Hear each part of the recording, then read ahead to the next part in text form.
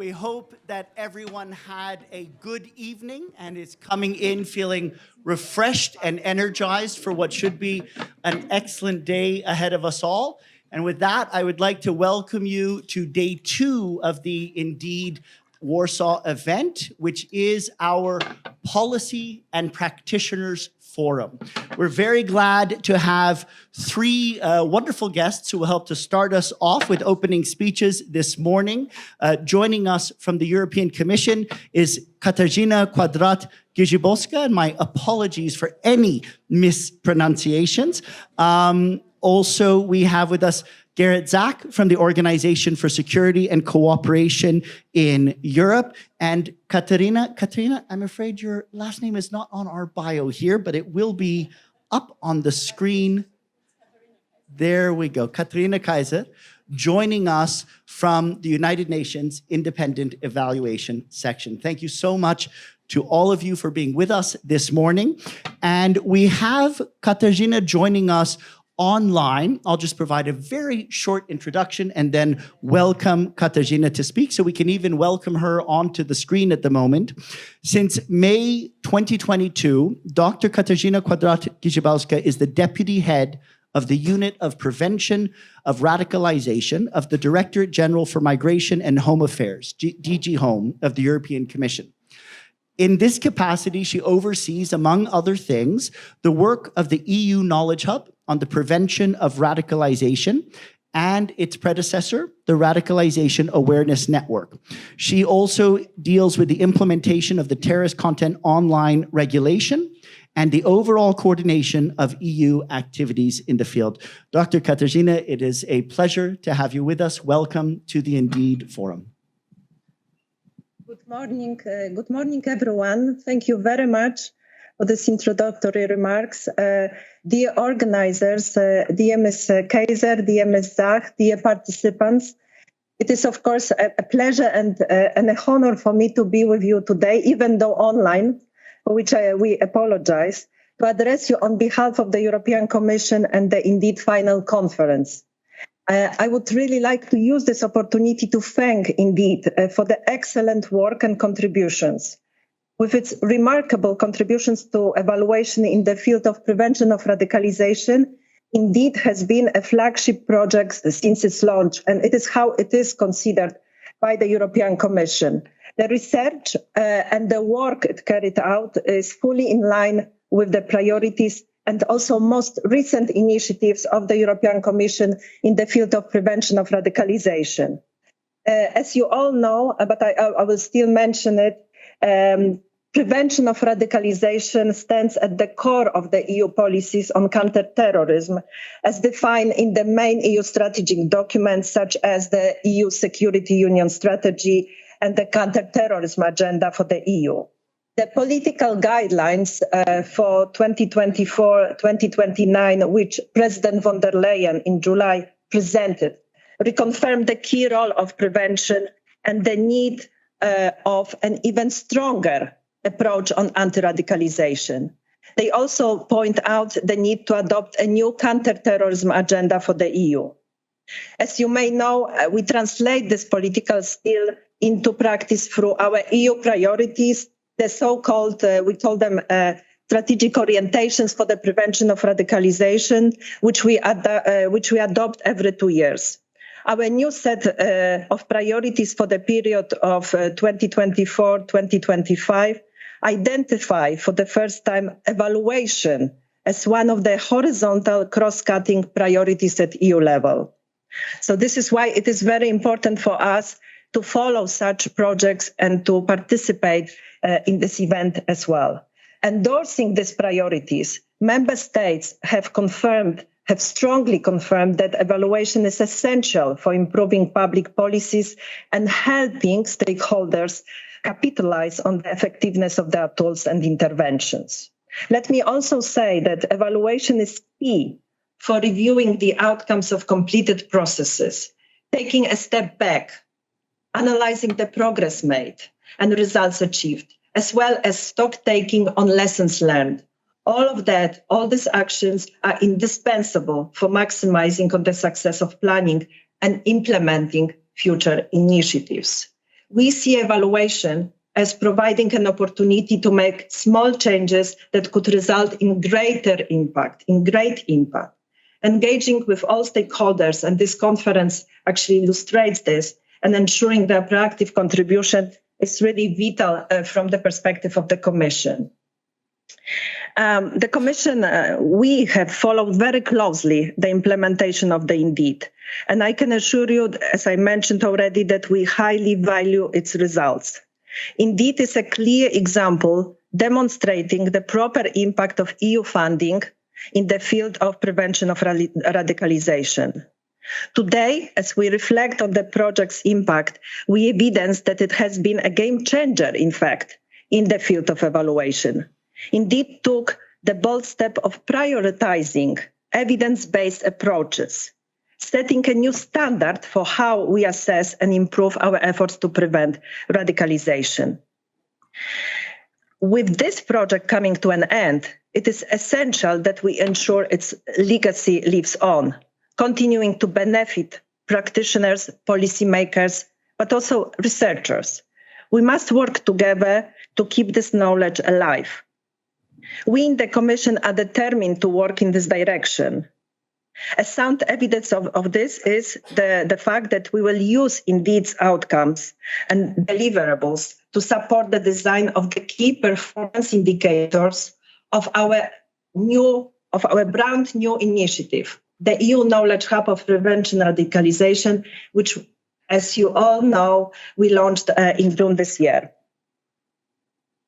As the revamped successor of the Radicalization Awareness Network, the Hub is now the main EU contact point on prevention of radicalization and marks, in fact, this is how we see it in the Commission, but also it is based on all the discussions we had with the Member States, practitioners and researchers, a new chapter in our shared work on preventing radicalization. I think you all know the objectives of the Knowledge Hub. They were also discussed at the previous events, also the Indeed Policy Forum. So I will not present them once again. I also want to be brief. But if I could just highlight how the work of both Indeed and the EU Knowledge Hub can be mutually beneficial. On the one hand, as I mentioned, we will use the Indeed toolkits to design the key performance indicators for the Hub. The indicators defined by Indeed will continue guiding our evaluation processes. On the other hand, we will be able to disseminate the outcomes of the Indeed projects through many of the Hub's activities. That's just to mention a few: thematic panels, workshops, study visits, also tailor-made support. Last but not least, the Commission invited representatives from the Indeed to present its work in the margins of the high-level conference that formally launched the Hub on the 17th of June. The legacy of Indeed will not end with the conclusion of the project. Through the EU Knowledge Hub, we will build up on the expertise and insight developed by Indeed. Just to be brief, I think this is also an opportunity to say a few words on the evolving landscape of radicalization in Europe, on which we are working now with all the stakeholders that I mentioned already. Radicalization is not static. It evolves with societal developments. It also does not know borders. The war in Ukraine and the situation in Middle East are clear examples. At the next working session, as the next working session will highlight, radicalization trends, means and patterns have shifted over time. So does the evaluation of our responses. Therefore, addressing radicalization demands multifaceted approaches that go beyond security measures to tackle deeper societal issues at play. This complexity demands that we regularly adapt our strategies and critically our methods of evaluating those strategies. Our evaluation processes, tools, and indicators must remain dynamic and responsive to the shifting landscape, constantly evolving, to measure also the effectiveness of our interventions. Finally, we cannot overlook also the gender, ethical, legal, and societal dimensions of radicalization for its effective prevention. As highlighted on several occasions also in the EU strategic orientations that I mentioned, gender aspects play a significant role in the radicalization process, influencing both paths into and out of extremism. Our evaluation frameworks, therefore, must account for these dynamics to ensure that our interventions are both equitable and effective across different populations. Societal considerations are equally important. I already mentioned them. Preventing radicalization is not just a matter of security. It is about building resilient communities that can withstand the pull of extremist ideologies. Evaluations must consider the broader societal impact of our measures, ensuring that they promote inclusion, cohesion, and trust in the democratic institutions. And now, really, in conclusion, I would just like to highlight evaluation is really not a static exercise, and this is how we see it. I explained how we will use the outcome of the Indeed project in our work on the key indicators for the Knowledge Hub. And this is, of course, a dynamic process that must evolve alongside the challenges we face. So flexibility is also very important in this context. As we look to the future, it is clear that our work is far from finished. The challenges we face will continue to evolve, and our approaches must evolve with them. But with initiatives like the EU Knowledge Hub and the legacy of Indeed, we believe we are better equipped than ever to meet these challenges head on.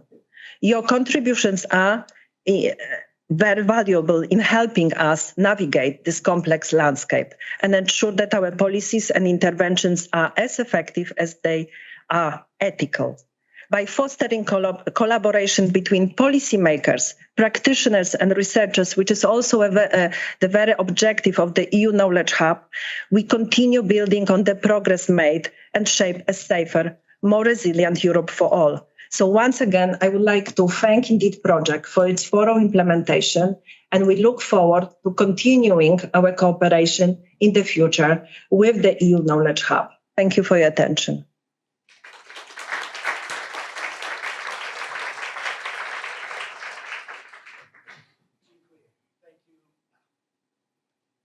Dziękuję. Thank you so much, Katarzyna, and thank you for being with us today. It is now my pleasure to introduce Katarzyna Kaiser. Katarzyna, you started in the private sector. You were then with the evaluation unit of IFAD, and for the last, since 2010, have been head of the independent evaluation section of UNODC. Part of what I very much appreciate from your work and from your bio is its emphasis on innovative approaches to evaluation and evaluation capacity building. And one of the key issues, which we will really be engaging with through the forum today also, how do we actually harvest and use the results of evaluation to impact and inform evidence-based policy and practice? Welcome, and thank you for joining us. Thank you so much. Can you hear me? Yes? So again, I'm the head of the independent evaluation section of UNODC. UNODC stands for the United Nations Office on Drugs and Crime. But I have been invited in a different capacity, right? Representing, in fact, the subgroup on evaluation within the UN system at large in relation to the SG's strategy on counterterrorism. So I want to give you a little bit of a snapshot of what this means. In a way, if you're heading an evaluation function, typically you just evaluate projects, programs, maybe some policies or structures within your own organization. But what we decided was to work not only horizontally within our own organization or within the UN system, but also vertically, and to and to really think creatively with partners on how to unlock the power of evaluation at the highest political levels. So that's political work also, right? Questioning how to insert critical thinking and evaluative work at the highest infrastructure of big organizational processes. So, and when we started thinking in that direction, we thought that there would be opportunity to really understand how the big strategic dynamics in the UN system work. And we found out that too often there are strategies that aren't really strategies because they really don't define how you get from A to B. Right? And whereas the SDG strategy on counterterrorism has made great progress by creating a compact on coordinating all of the different entities that are there to implement the SG strategy on counterterrorism. In fact, it's 47 entities that are tasked with implementing that strategy. The question was, okay, so now what? What are the results? What are the results of the very coordination mechanism? And what is the evaluative evidence of all of the compact entities trying to implement the SG strategy on counterterrorism? And we found that there was no provision for evaluation. However, what we did find was readiness within the coordination mechanism to actually start thinking about that. So we ignited a dialogue at the level of the compact that was tasked to coordinate all of the actions. They were coordinating quite a bit, quite successfully. I don't want to go into the details. In fact, there are quite a few initiatives, but evaluation was completely missing. So we proposed to lead such an exercise by setting up the very infrastructure first. So we created, together with OCT and UNICRI, a subgroup on evaluation. And this is what UNODC is currently leading. And I'm mentioning that not to promote UNODC, but to inspire you to think about how you can actually insert evaluation at the highest political levels. How can you build the infrastructure so that evaluation is not an add-on later, or so that there is no dialogue on, oh, we should have evaluated that, but there weren't any provisions. So what we managed to do was actually then to conduct the ever first meta-synthesis of all of the evaluation results that were available within all of the different compact entities. So 47 compact entities, they're all doing the individual evaluations. And we asked the question, if we put all of this together, what can we distill from it? What patterns do we see? And we will talk about this later. So just to say, as an opening here, that it's not enough to just try to live up to your mandate to evaluate counterterrorism in all of its complexities, but there's also a task for building the very infrastructure so that evaluation is right up front, positioned where it should be, because that is, of course, novel. We used to carry out evaluation at the project level and maybe even when the project is already finished. So unlocking that potential and saying evaluation has a core role to play at the highest political levels is what we are here for. So I want to thank you for inviting us, and we really look forward to a fruitful dialogue and to see how we can further connect not just evaluative thinking and evaluative work, but on how to build a lasting, sustainable infrastructure through evaluation that has the convening power of unlocking so much potential for change. I stop here. Thank you so much.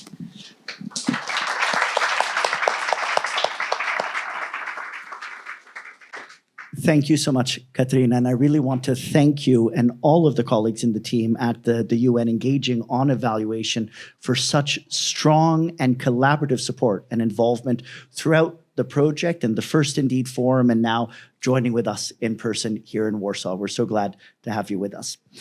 I'm also very glad to be able to welcome and introduce Gerrit Zak. Gerrit Zak is a program officer at the Organization for Security and Cooperation in Europe Transnational Threats Department, Action Against Terrorism Unit. Her thematic responsibilities encompass preventing and countering violent extremism and radicalization that lead to terrorism, as well as countering the financing of terrorism with what I think is an extremely important, also specific focus on the unintended impacts that can sometimes have on civil society. I know also from our previous discussions, you're focusing very much on transversal threats, on links between offline and in-person, as well as violent extremism and violent misogyny. Very much looking forward to hearing your comments now and to having you with us also through sessions through the day. Thank you so much, and good morning, dear colleagues. It's a pleasure to be here with you, representing the OSCE, the Organization for Security and Cooperation in Europe, Action Against Terrorism unit. And we want to also congratulate you to the conclusion of the Indeed project. We haven't been involved throughout, but I think we would be really happy to, first of all, learn and also explore how we can build on some of these results. And I'll come back to that in a minute. I wanted to start off just very briefly saying something about the OSCE, because normally not everyone is super familiar with it. So it's the world's largest regional security organization, encompassing 57 participating states, 11 partners for cooperation. And the organization will actually be turning 50 years next year. The OSCE is really built on a comprehensive and cooperative approach to security. That means, in the OSCE terminology, our understanding of security encompasses the political-military dimension, the economic and environmental dimension, and the human dimension. So it's really a comprehensive approach and understanding of security.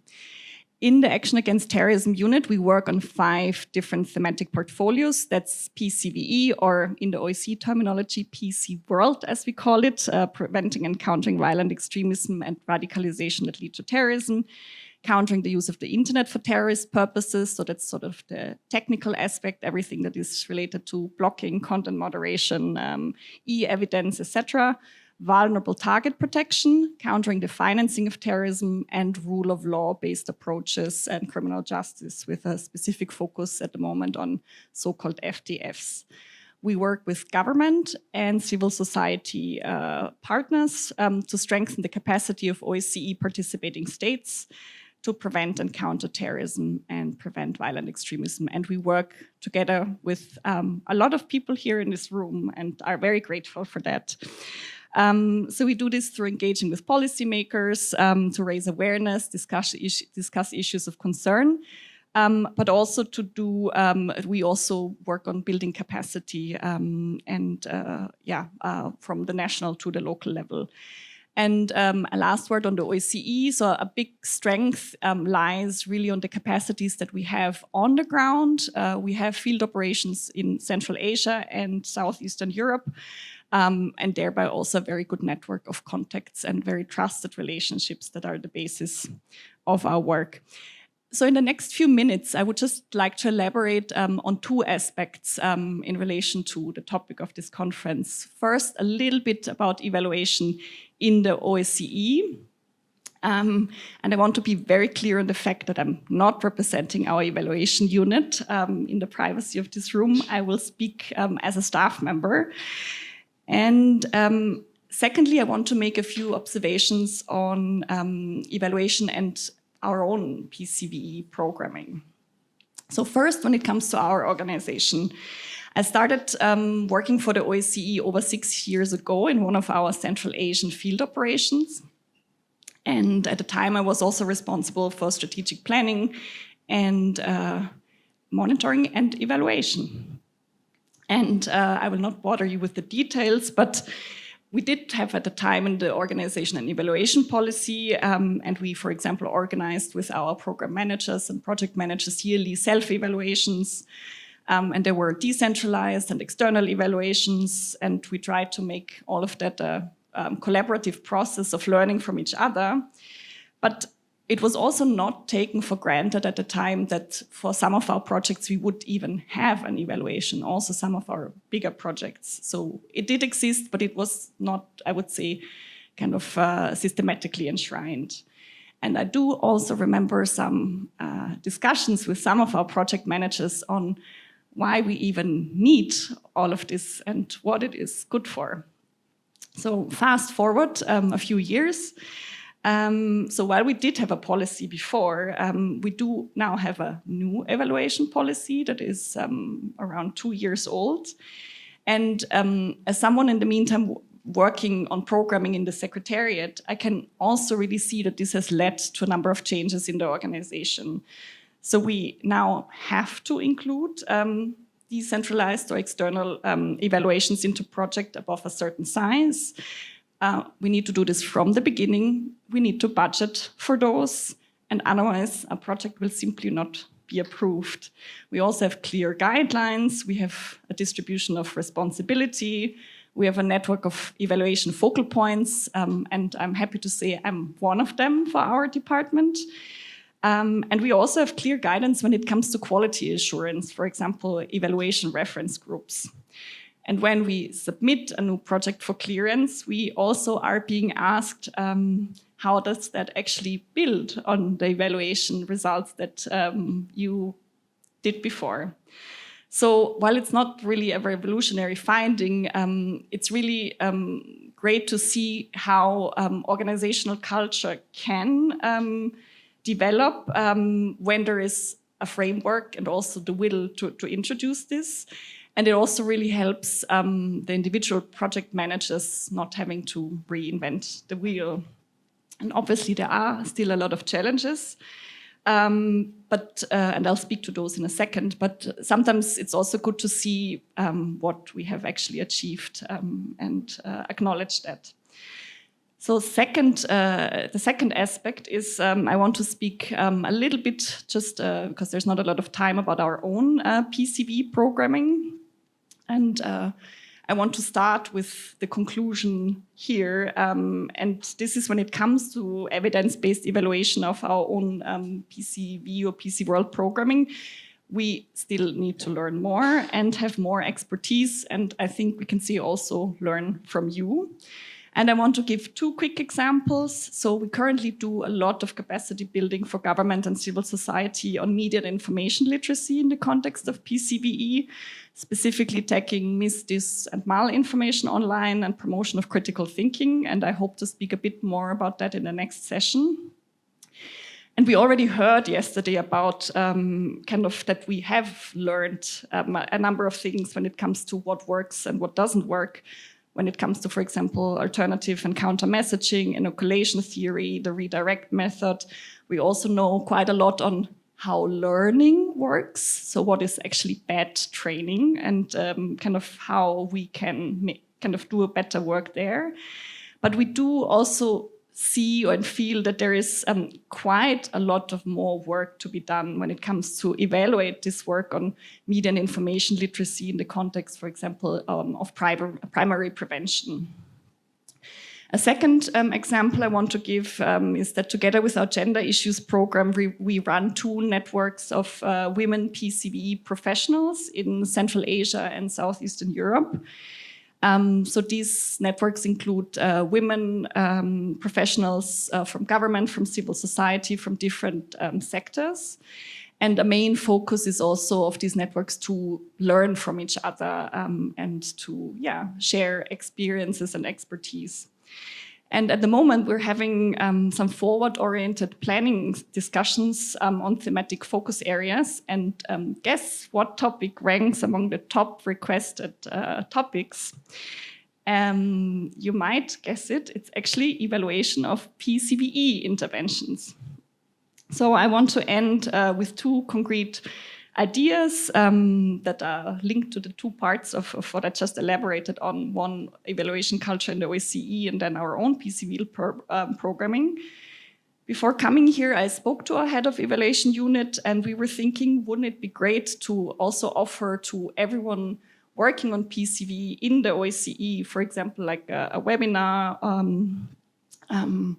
on sort of the tools you developed and the approaches that could be useful also for us. So with our head of evaluation, we thought it would be a really great idea. So we wanted to explore together with Indeed and with you if there could be a possibility to share your tools and lessons learned with those of us in the OSCE working on PCV and CT issues. And I also mentioned kind of our really amazing network of women professionals in Central Asia and Southeastern Europe. And we would equally be very happy to explore with you if we could do something for them to really share these lessons learned and take it where it's needed, which are the practitioners on the ground, and thereby take on these lessons learned across or outside also the European Union. And thereby we hope to also contribute to continuing the conversation and beyond these 2 days here and to continue the learning process. Thank you.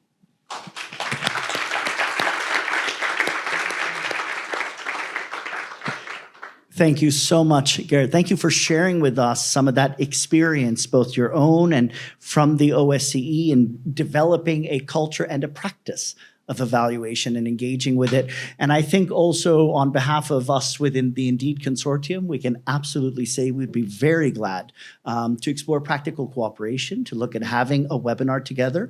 And in case it might be of interest, a very strong focus within Indeed has been on developing practical training materials, both on doing, implementing, and utilizing evidence-based evaluation, but also the equal critically important designing with evidence. And as you said, looking at what results do we actually have from past evaluations and how can we feed that in. Thank you very much, Garrett. Thank you, Katarina. And thank you also to Katarzyna, who joined us online. And now I'm going to take us a step forward into what we will be doing together today. Katarina, you mentioned that you ignited a dialogue. And I think that's also something that we can very much say about the Indeed project itself within the PVE, CVE, and de-radicalization field within Europe. It hasn't been the first step. There has been a lot of superb work done by colleagues in RAN over decades, by many different initiatives at local, national, and European levels. But it has been a step that has helped to both reflect and learn from all of those processes and work to ignite and cultivate a collaborative discussion further. Today is a bit of a special event within the way we do things in Indeed. It is the second Indeed Forum. We had the first one online, and very many of all of us here took part in that.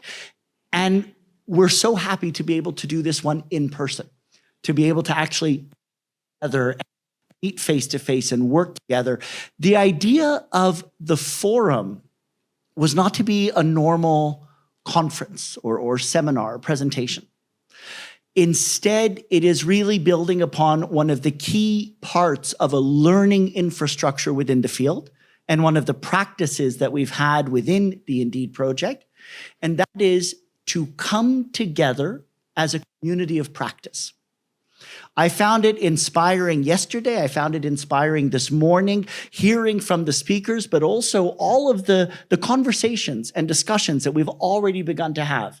Because in this room, we have a very incredible coming together of practitioners, experts, policymakers, researchers, evaluators, people working within this field.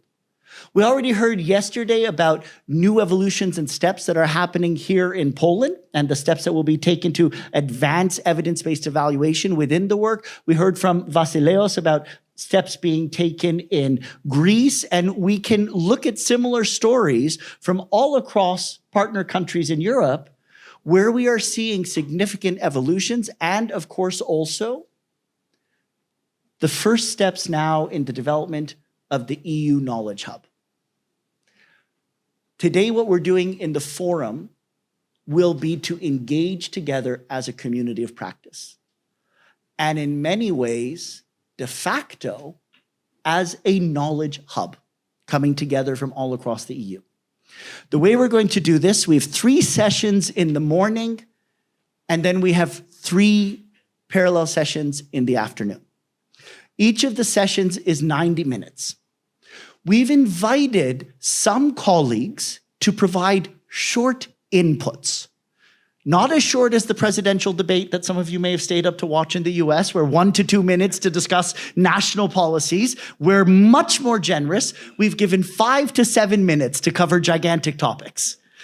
But we're asking for short inputs where people will be speaking not on behalf of institutions or agencies, but as practitioner experts, drawing from the full breadth of our experience and expertise, and just sharing some key insights. And again, always asking as much as we can to also focus on solution steps, recommendations. What have we learned? And from that, what can we be doing better going forward?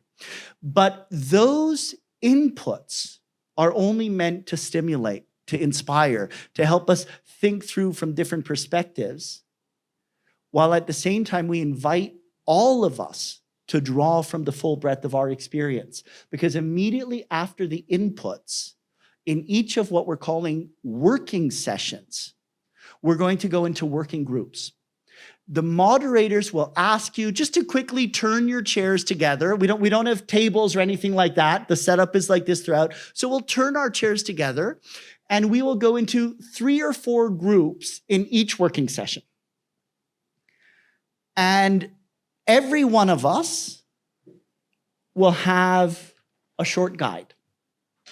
And the guide shares both some of the objective from that working session, what we're asking together to arrive at, to come out with, and then either a task or 1 or 2 questions.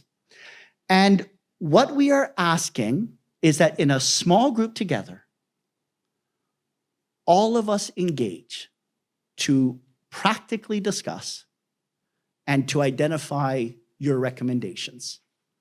And what we hope to arrive at in every working session is bringing forward both discussion, dialogue, listening with each other, and really helping each other in each group, not to get distracted by brilliant conversations about political or other things, but helping each other, engaging on the questions and the tasks to really focus on coming up with recommendations.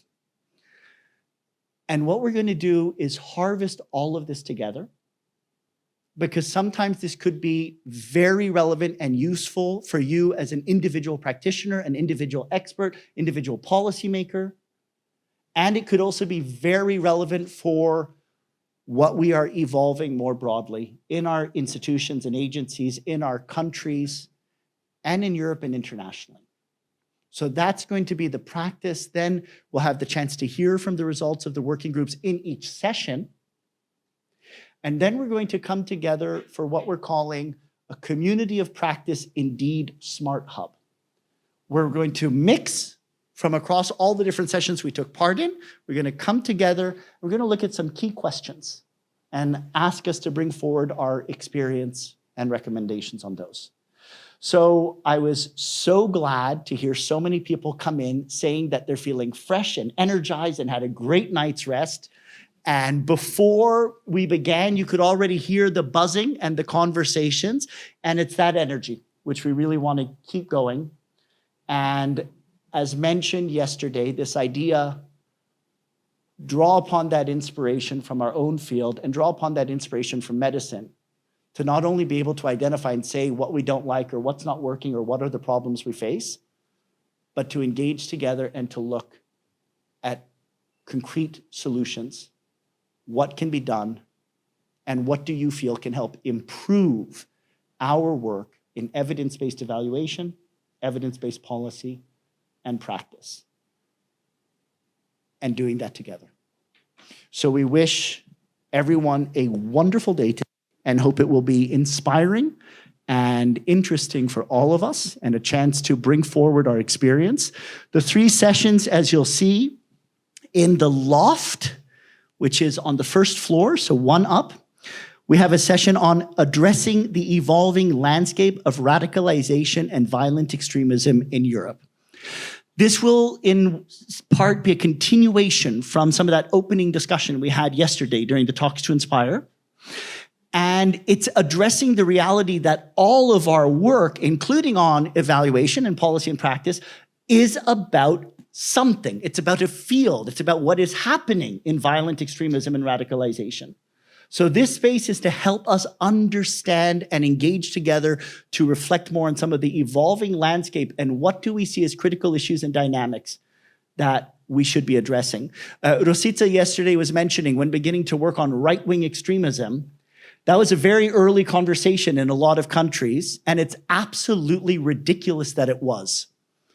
The fact that we were so myopically and obsessively just focused on the idea of Islamic extremism and jihadism, and that's the only theme, and even after a decade plus of evidence of the significant phenomena of white Christian nationalist right-wing extremism as a major dynamic in Europe, we shouldn't have to wait and have such a lag in being able to understand and catch up with reality in our policies and practices. So that's part of what we're looking at there. Our second working session is on evolving the frontiers of evidence-based evaluation in the PCVE and de-radicalization fields. And we have a great group of practitioner expert speakers who are going to share with us from their experiences of what are some of the key issues, key developments, and how can we really make evaluation fit for the needs of policy and practice and to achieve impact in our field. And we're going to invite everyone in that session to really look at how do we craft a culture, a practice, and an infrastructure, an approach to evaluation that can actually make it meaningfully relevant and help to achieve impact in the field. And our third working session is on one of the most important thematics that has been integrated across every single aspect of the project and which we are trying to also work to catalyze further across every aspect of what we do in the field. And that is, as we mentioned yesterday, engaging with the gender, ethical, legal, and societal aspects of our work in a deeply authentic and rigorous practice. In our policies, in our practice, what I have to call, because Marjana will be very upset with me if I don't, and it's very important to do it, all across our work initiatives, everything we do in the field, policy, practice, short-term, long-term, all of our initiatives, when we're implementing it, and when we're designing our evaluations.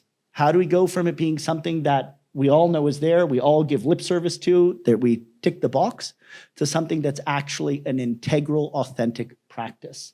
So in working session 3, we have some of the key colleagues from Indeed that have worked on that, as well as brilliant colleagues from other institutions and partners sharing their experiences. And we'll be looking both at what are the obstacles, what makes it difficult in practice to actually do this, and then inviting our practical discussion and concrete recommendations. What can we do to help to do it further? So today we are all practitioners, designers, engineers using this opportunity coming together to bring forward our recommendations to help shape the future of our practice. We wish you a wonderful start to the day. Session 1 is in the loft. Session 2 on evolving the frontiers of evidence-based evaluation is here in the industrial room. Session 3 is in the flow room in the second floor. Do we take the steps right here to get to the second floor? Yeah, okay. So for those that's a fantastic name for the room, flow. For those who are gonna go to the working session 3, just keep going up until you reach flow.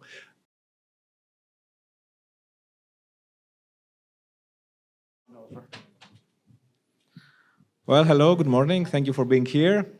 I'm Anastasios Valvis from the Center for Security Studies from Athens, Greece.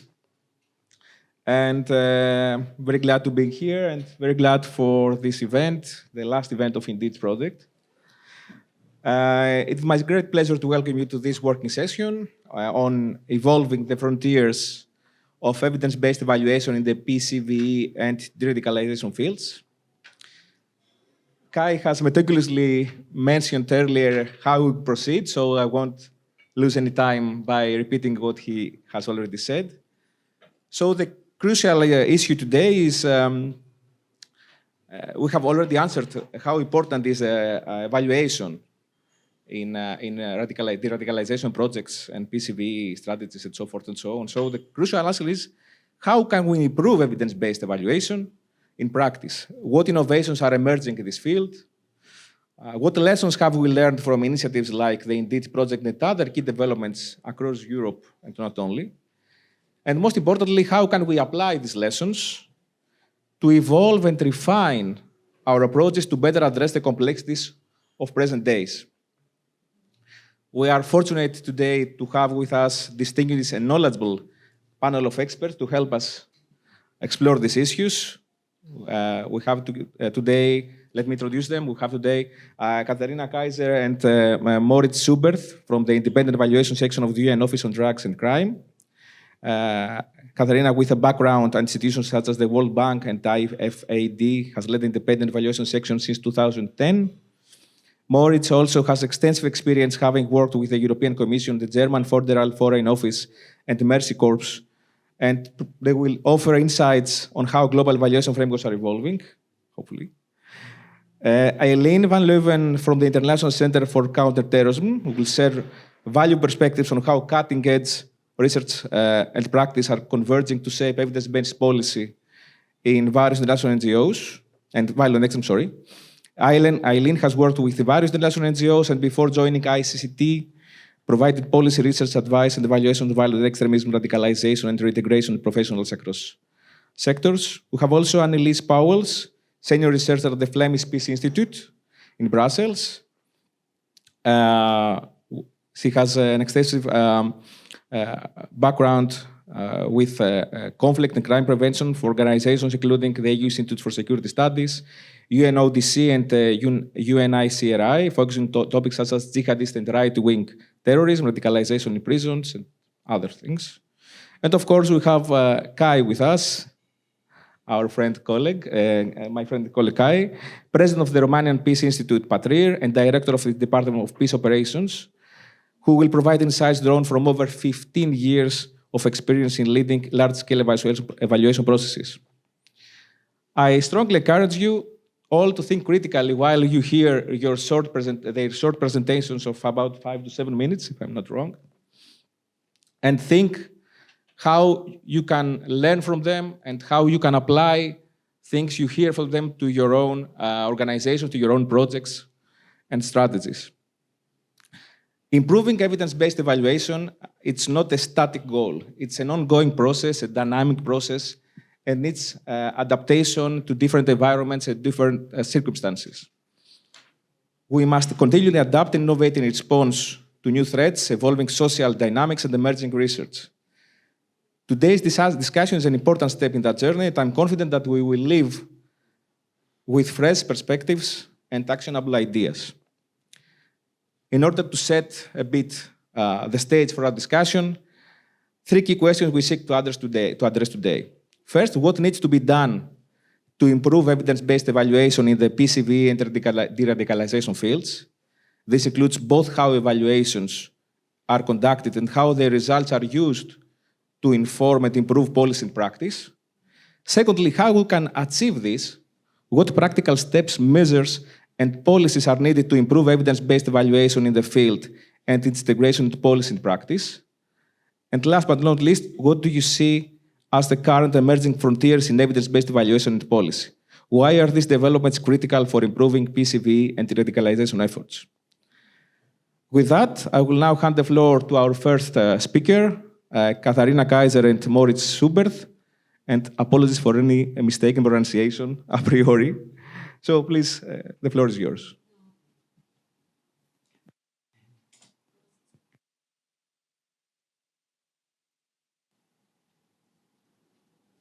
Okay, thank you so much. We have prepared a short presentation, Moritz and I, but you can also interrupt us at any time if we are not clear. So, as mentioned many times, the interconnectedness of evaluation and de-radicalization, prevention, counterterrorism has really, really evolved. And Kai, you brought a really good example. Yesterday, 9/11, so much money was poured into the field. And in the end, many of the initiatives taken were counterproductive. And I think we really need to have these strong narratives when we engage with disbelievers in evaluation to show also what does happen when you don't invest in evaluation. This is exactly what happens. You may be doing harm. Of course, the field of evaluation has also come a very, very long way in building its own credibility by investing into itself. And I want to start with that because unless you have the full credibility, the processes and the practices and the skill sets in place, you will not be able to build the infrastructure. So the prerequisite is really to have a strong evaluation function in place. And what does that mean? It means that you exemplify your own learning capacity. It really means that you are yourself setting the example of continuous learning, of continuous improvement, and also showing that things are not always perfect in the world of evaluation, that you fail as well. But the difference may be that you show that is actually your strength, that you are able to learn from the processes that haven't worked well. So, and that's the big culture change. And if you're able to professionalize that, and this is what we have done in UNODC and I named just 2 areas that have been absolutely fundamental. One is we have invested into IT-based solutions, meaning that we have a web-based tool, it's called Unite Evaluations, through which all of our evaluations run. So meaning in our organization, and we have about, how many staff members? 3,000, 4,000, 5,000, I don't even know, 2,000 probably, it fluctuates. Everybody who wants to conduct an evaluation needs to go through our tool called Unite Evaluations. And that's accessible to everybody. Of course, there's a lot of capacity building around it. Nobody in UNODC can do their own evaluation or have evaluation as a title somewhere and pretend they're doing evaluation. So we have stopped the fake exercises. So that's the first thing. Now, in this tool called Unite Evaluations, there are a lot of quality assurance processes built in. So as you know, evaluation is a full cycle, right? With defining the burning question, with really defining your group of stakeholders, with defining, what the role of each stakeholder is, and so on. The type of data collection, the type of methodology, and so on and so forth. So all of that is linked to very clear criteria of quality assurance, of course linked to the UNIC norms and standards, right? So that has really changed the culture around in UNODC, and we are right now rolling out this tool, making it available to everybody who wants to use it. So UNEP right now is our first partner, for example, others as well. So I mean to say all of this because unless you have the credibility in place, you cannot build the infrastructure. So this was one area of investment, IT-based solutions. We are now looking into AI and so weiter and so forth. The other big investment was external quality assurance. So in addition to our internal web-based approach, we have hired a company outside that gives assurances to whether or not our evaluation results, recommendations, and so on are credible. So with this credibility at hand, we were able to fully step outside of UNODC and work across the systems, connecting with the EU, connecting horizontally elsewhere. And the example that I mentioned before, the work that is being done under the counterterrorism strategy is a result of that. So we are able to offer our expertise in that working group that is linked to improving everything that is being done in the compact entities under the counterterrorism strategy. So what has happened there? So one is the credibility, first of all, that we were able to offer. Then we built the infrastructure by actually setting up a subgroup on evaluation, which we are leading together with others, of course, within the UN system at large on counterterrorism. And we thought, okay, what do we offer now in order to show the value of the subgroup. Of course, you have lots of different options. You can conduct capacity building, you can be part of a dialogue platform, and so on and so forth. And we thought, okay, we want to do a big bang. We want to really show that evaluation has a transformative angle and can really help bring best practices out. So what we tried to do was setting up mechanisms to conduct the ever first meta-synthesis, combining all of the different evaluation results of all of the different UN entities working under the SG strategy on counterterrorism. Now, you can imagine that encountered a lot of resistance, a lot of why do we do that, and a lot of self-reflection also on the side of the compact entities, because of course, not all of the evaluations that the compact entities are doing meet the quality standards of an evaluation. So what I mean to say here, that it's on the one side, we were able to conduct this ever first meta-synthesis. That was an important result, but the process is as important as the final result, because the process triggers so much reflection and so much learning and so much self-recognition, saying, oh my God, the evaluations that we have are not really fit for public viewing. They're not really fit for scrutiny. And then taking the fear away and saying, doesn't matter. Let's work with what we have and let's use this as a baseline. We will improve collectively. So as evaluators, we also need to take the fear away, say, well, we're not here to inspect, we're not here to blame and to shame, but we are here to create a movement of continuous learning, of improvement, of self-reflection. We're here to be an agent of change because ultimately we are serving the public good. We want to make the world safer from drugs, crime, and terrorism, right? How do we do this? By engaging.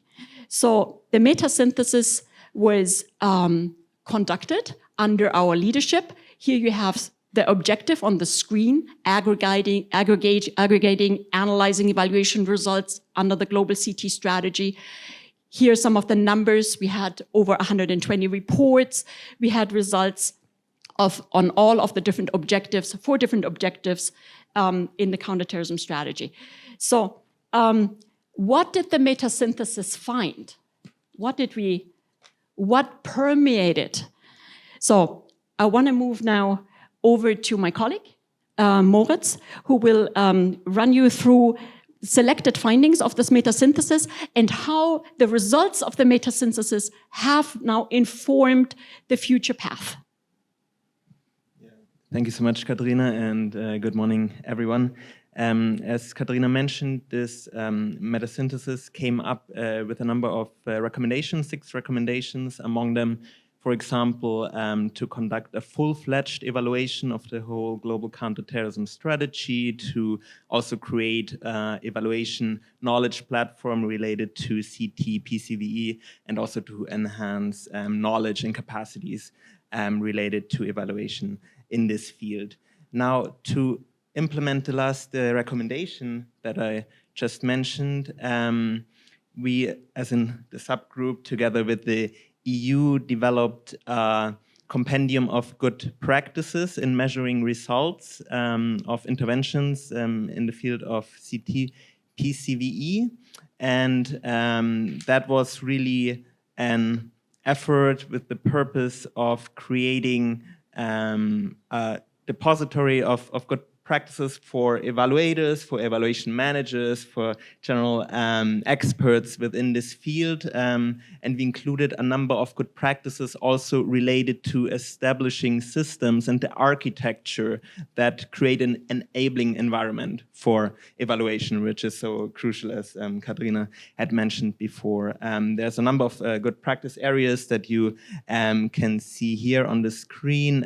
Maybe just to mention that it was really a very collaborative collaborative effort. We had 3 workshops, one online, one in Brussels, one in Rabat, together with the civil society organizations as well, together with member states to get their input as well. And this compendium was also launched last year at the Counterterrorism Week in New York in a dedicated side event, and that was also a good opportunity to really place evaluation at the highest political level.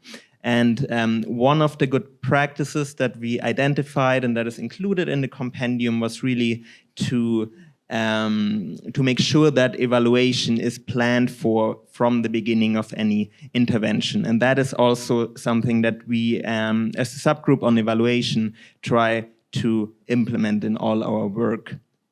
And one of the concrete examples of how we've been doing that is the Joint Appeal for Counterterrorism in Africa, which is basically 10 multi-partner flagship initiatives. It's combining 16 entities under the Global Counterterrorism Compact across the whole continent. And we, as the subgroup, offered to look at each project proposal in terms of their evaluation planning to make sure that also monitoring and evaluation is fully integrated from the beginning, that also data can also be collected already from the onset and then later on facilitate the conduct of independent evaluations. And we saw that also this created quite a lot of interest from donors. It enhanced the accountability towards member states and is something that we continue doing for other joint appeals. And all of these different examples that I'm mentioning can really only made to work when we work closely together. And that's something that Katharina will also speak more to in the next slide. Yes, thank you so much. So these are examples of what we do within the subgroup on evaluation under the compact of the SG strategy on counterterrorism. But I wanted to talk just in closing very quickly in terms of trends towards the future. So what does all of this infrastructure building bring? Being part of the Counterterrorism Week in New York, or being part of the processes of building resolutions on linking the thematic area of counterterrorism to evidence-based evaluation. That's, of course, a huge field, so meaning the normative field, the infrastructural field. So the other big area, in fact, it's not new, but it has gained huge momentum, and that is our advisory role to governments that are engaging in conducting their own evaluations. And ultimately, I would think this is where we can have the biggest impact, because it supports government in understanding whether their own strategies and their own policies are rendering the results that they're promising to do, because it also supports the contract that governments have with civil society. We are right now, just to give you a very short example, we are heavily engaged in Ghana. The country is leading its own evaluation on anti-corruption, and they have reached out to us to support them with technical advice. And that's, of course, a fantastic role to be in, because you are not evaluating anybody else, but you're just in the background supporting and really having an impact as they go along. So the government of Ghana, actually, the president is behind it. They're working with their own institutions, the head of statistics and the university, and they're bringing together a whole, actually very credible exercise in evaluating their efforts to curb corruption. And now this has, of course, spillover effects. Other areas of the government, also in the area of counterterrorism, they also want to know what is working and why. And they want to be in the lead, and they want to build their own capacity to evaluate and to understand. And they want to build their own evaluation function into the government. So I think this is where we really have a role to play. So instead of just, constantly flying around and conducting our little evaluations, enabling governments to understand what is functioning, what is not functioning in specific sectors of the government, in particular as it comes to security. And we are also proud, picking up what Kai said yesterday, there's a big conference on NEC. NEC stands for National Evaluation Capacity Building, led by UNDP in Beijing. And the case of Ghana will be presented there, and not by me, but by the government of Ghana. So they will be there presenting that case. And this is, I think, where we have to also turn around and say evaluation needs to be owned by the member states, by those that really want to improve their policies. So let's work with those that really demand it first, because that's, of course, a prerequisite for success, the demand and the drive to change things. I stop here. Thank you so much.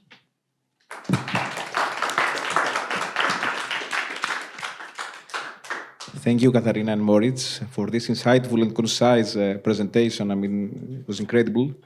We learned a lot, actually.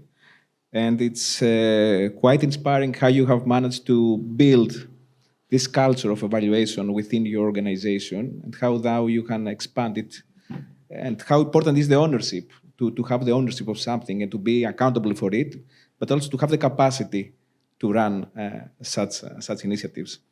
And to, of course, to take the fear away, as you said, because everyone fears to be evaluated, because this might be, someone might criticize him, so it's very interesting. So let me go to our next speaker, who is Eileen van Leeuwen. So the floor is yours. Thank you. Thanks so much for the opportunity to be here. Very much appreciated. I have some slides, so maybe I'll take the clicker from here. Thank you. Let's see. Yes, you should be able to see this. So today I have 3 topics to discuss with you. The first one is trust. The second one is utilization-focused reporting. And the third point is about collaboration and capacity building. So to start with trust. I've been working in the evaluation space for CT and PCVE for a few years now, and I've conducted various evaluations for the RAN policy support, but also internally for ICT's projects and for Dutch government agencies. And what I've seen in all of these processes is actually a common thread, that you can only have successful evidence-based evaluation processes when there's trust between all of these different links and people that are involved that you see on this screen. So first of all, there's the trust between teams and their management structure is really important. So what was mentioned before, like the blame and shame, like people need to understand that evaluation is not for finger pointing, but for collaborative learning. Then also, trust needs to exist between the funders and the grantees to have some sort of certainty, and that maybe funders don't see the evaluation as a perfect opportunity to take funding away, but as like a way to really increase and improve good programming. And then another really important relationship where trust needs to exist is between the evaluator and the commissioner. So why would you trust a certain evaluator to do a job well? What are the characteristics and the qualities of an evaluator for a certain process? Then one that I also really like is between the commissioner and the participants of an evaluation. So why would participants provide feedback that could then become part of an evaluator? It has to work in their favor to contribute to this process. So that trust between the commissioner and the participant needs to exist. And then as the mediator in that process, also trust needs to exist between the participants and the evaluator. So how can you ensure as an evaluator that participants want entrust their information to you and that they trust you to be able to flag that well in a report and to convey those messages? And then finally, we're often talking about the need for making evaluations publicly accessible. But that can only, I think, start happening more often if there's more trust between institutions, the media, and the wider public. So I think you can only feel confident and safe to make your evaluations publicly available if you actually trust that the media won't misrepresent the findings and also then the beneficiaries and the participants of that evaluation. So the trust between the wider stakeholders surrounding these institutions is also very important. So I feel that we can only expand the frontiers of this evidence-based evaluation if we really, expand on this level of trust in all of these different types of relationships that are important in this evidence-based evaluation process. So that's on the point of trust. Then on the utilization-focused reporting. So I think we should all ask ourselves a question if long evaluation reports are required for all types of evaluation processes. So indeed, what you mentioned yesterday, Kai, that, what was it? 3 people only read, 3 or less only read an evaluation report, and that most evaluations end up in the bin. It's a bit shocking, especially given all the time and the resources and the effort that are put into evaluations. So I think it's really helpful to think, or at least the image that I often use to think about the larger process of policy and programming is the one that you see on the screen, where you have the design phase that hopefully people spend a lot of time on designing that phase. Then also on the monitoring, so really tracking the outputs and the activities of a project usually takes quite a lot of time, and also designing that phase takes time. Then in the ideal world, evaluations happen after that. That takes a lot of time to conduct and also to plan ahead. But then the learning phase, people usually just accept that that happens without proper planning. So that phase, I think, is a bit underdeveloped if you look at the field in general. So maybe in organizations, it is thought through in some. But most of the time, that learning phase actually also need proper designing. So what type of input is needed at what stage? Who should provide this information? Who should receive that information? What should be done with that information to actually facilitate learning? And then from that learning, facilitate utilization in the next phases for the current program or maybe for next iterations. So that's regarding utilization-focused reporting. I think we can all think of out-of-the-box ideas on how to get ideas and messages across. So that's some of the frontiers that we can start expanding. And then my last point is about the hubs of expertise and COPs, so communities of practice. I strongly believe that we need more events like this. I really appreciate these types of conferences where we can really have evaluation as the dedicated theme, and where we can all come together to think about these topics and work on them. And in that sense, I really strongly believe that we need to build on the legacy of Indeed. A lot of great work has been done with the development of the tools, but also with capacity building and all of the different models that were created.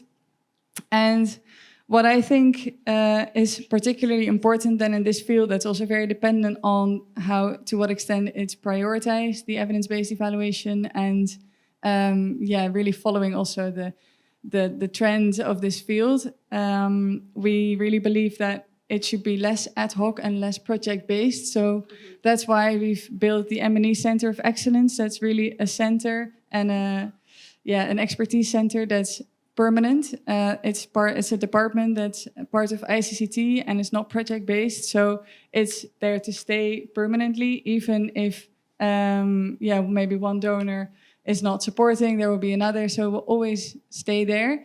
And the idea is to have continuous collaboration, exchanges, and capacity building for this field. So we've been trained by Indeed, and we're also planning to start a lot of capacity building and trainings in the fall. So we really want to take this further and build on the legacy of Indeed through this permanent center and by collaborating with all of you. So thank you.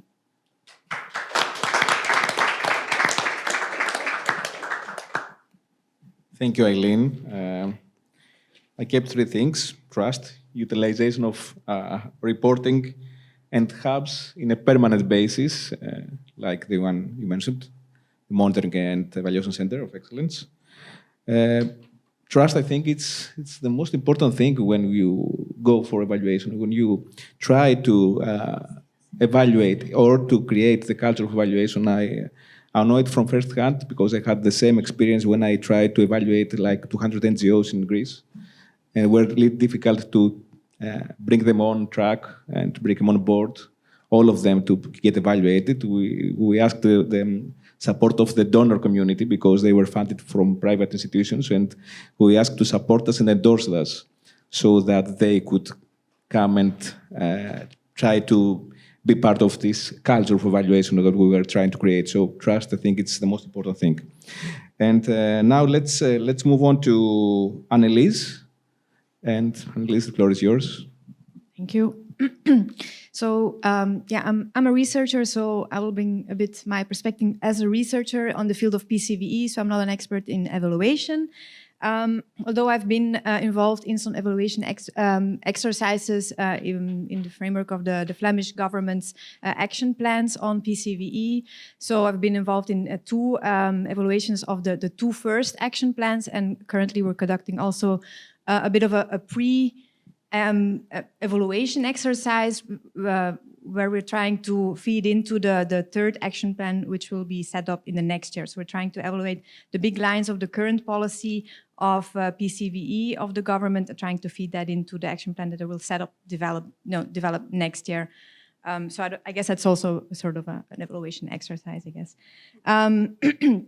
So what I learned from my experience in these evaluation exercises is that well, we have a government who has a political willingness to evaluate the PCVE domain. So I think that's a very good point. They also are very willing to engage researchers in doing so. Yet we still see a lot of obstacles while they want to do the evaluation exercises. And so I was asked to give some key recommendations here, and I think I will focus on one of these obstacles, which for me is a really big one, which is the divide between the policy field and the practice field on the one hand, and the divide between the local and the supralocal level.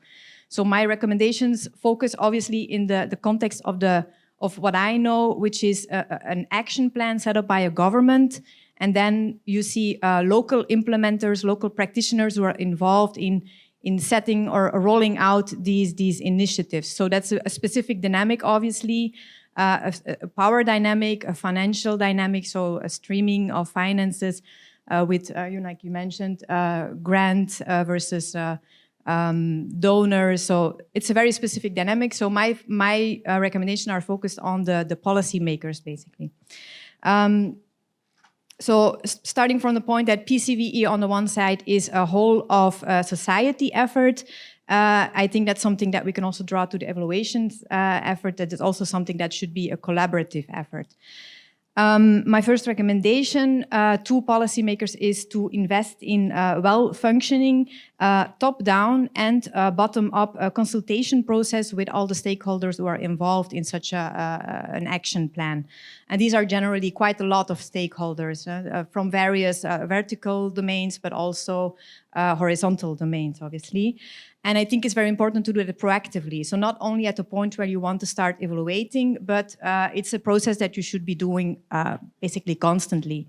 So when you want to start your evaluation or want to set up an action plan, and then you should already think about evaluation, obviously, you already have that consultation process open. So it's something that, you can do it through sector engagement. So ideally, your action plan is something that comes up from the bottom. So that it's feeded through what lives on the terrain. There, I think a lot of elements are important there. So there's a sharing of information, sharing of concerns, but also the trust, like Aline is talking about. So these things are really, you can only get them when you have this consultation process there. But also in the field of evaluation, I think it's important to create a common understanding of the objectives, not only of the plan, so long-term, but also of the specific initiatives that are in the plan. So that's something that you can only create when you have a dialogue going on. But also you need that in order to have a framework of evaluation indicators. So to see that these indicators are realistic and they are something that can be measurable, but they are also according to those who have to implement the projects that are in an action plan. And the consultation process, I think, is also very important for policymakers to see what are the needs for those who are implementing the actions. Do they have sufficient resources? Do they have the personnel? Do they know how to do the evaluation? So all these things you can only find out if you have a stream of dialogue going on. Otherwise, you will only find out at the end of your 4 or 5 year action plan that actually, no, they didn't have sufficient people to conduct the project or to even do the evaluation. And then a second recommendation is to empower, to facilitate, to strengthen practitioners who are implementing the project, but also who are expected to do the evaluation of their own projects. So what we, for instance, found through our own research and by speaking to those implementing projects in the field of PCVE in Flanders, we found that there's very diverse experiences on the terrain with regards to evaluating PCVE projects. So we saw that some organizations really built in systematic evaluation of their projects. So they really have evaluation as a core part of their business. And others really don't, and they don't care, they don't think it's important. And then you have other organizations, they would really like to do evaluation, they want to know what we do, does it work, does it not work, should we do it better, how can we make it better, but they don't know how. And I also think an important part are organizations that maybe do their work on specific aspects like, strengthening social cohesion, building trust between communities, things like that, that you would not typically see in the field of PCVE. And they do evaluations, but then at a certain point, they're put in an action plan in the field of PCVE. They get funding from the government and they lose their confidence on their own working and they lose confidence on evaluating their own work. Also because there is this trust issue with, well, we have now funding for these things that we always do, but if we evaluate it and it appears to be bad, then we might lose funding, we might lose possible future funding. So these things I think also are important. These are also part of, possible issues there. So for important point for policymakers to try to empower these local organizations by personnel, by resources, know-how, but also just sharing the tools like Indeed tools, provide training. And I also think it may be important to link local organizations with third actors that may have expertise, for instance, consultants, but also academics that are really experts in the field. So not all evaluation need to be expert-based, but in some cases, I think it might be useful to make the bridge. And I think policymakers are the ones who can really make that bridge. And a third and last recommendation is that I think policymakers play a substantial role in gathering and disseminating the results of evaluations on the ground. So often results get lost. I think we've heard it before, yesterday as well. And of course, that's a responsibility if those who conduct the project, obviously to gather the results. So obviously it's a shared responsibility. But I think it's also the case that many of these organizations, they're grassroots organizations, CSOs, often they're only short-term involved in an action plan. So funding stops. They're also often project-based, so people have short contracts, people go somewhere else, and that's just a reality on the ground that there is not a possibility to really gather the results, disseminate the results with other organizations who may not have the possibility to conduct a similar project. And so there's a role for policymakers to do that gathering of information. So I think it's really important to invest in knowledge management. And that's something that you should be doing at a policymaking level, at a supra-local level. And that's also something that you should be doing. I think for me, ideally, broader than only evaluation. So looking at what is out there, what is missing, what are gaps in knowledge, what still is needed to be provided in terms of training, et cetera, et cetera. So yeah, I'll leave it here. Thank you.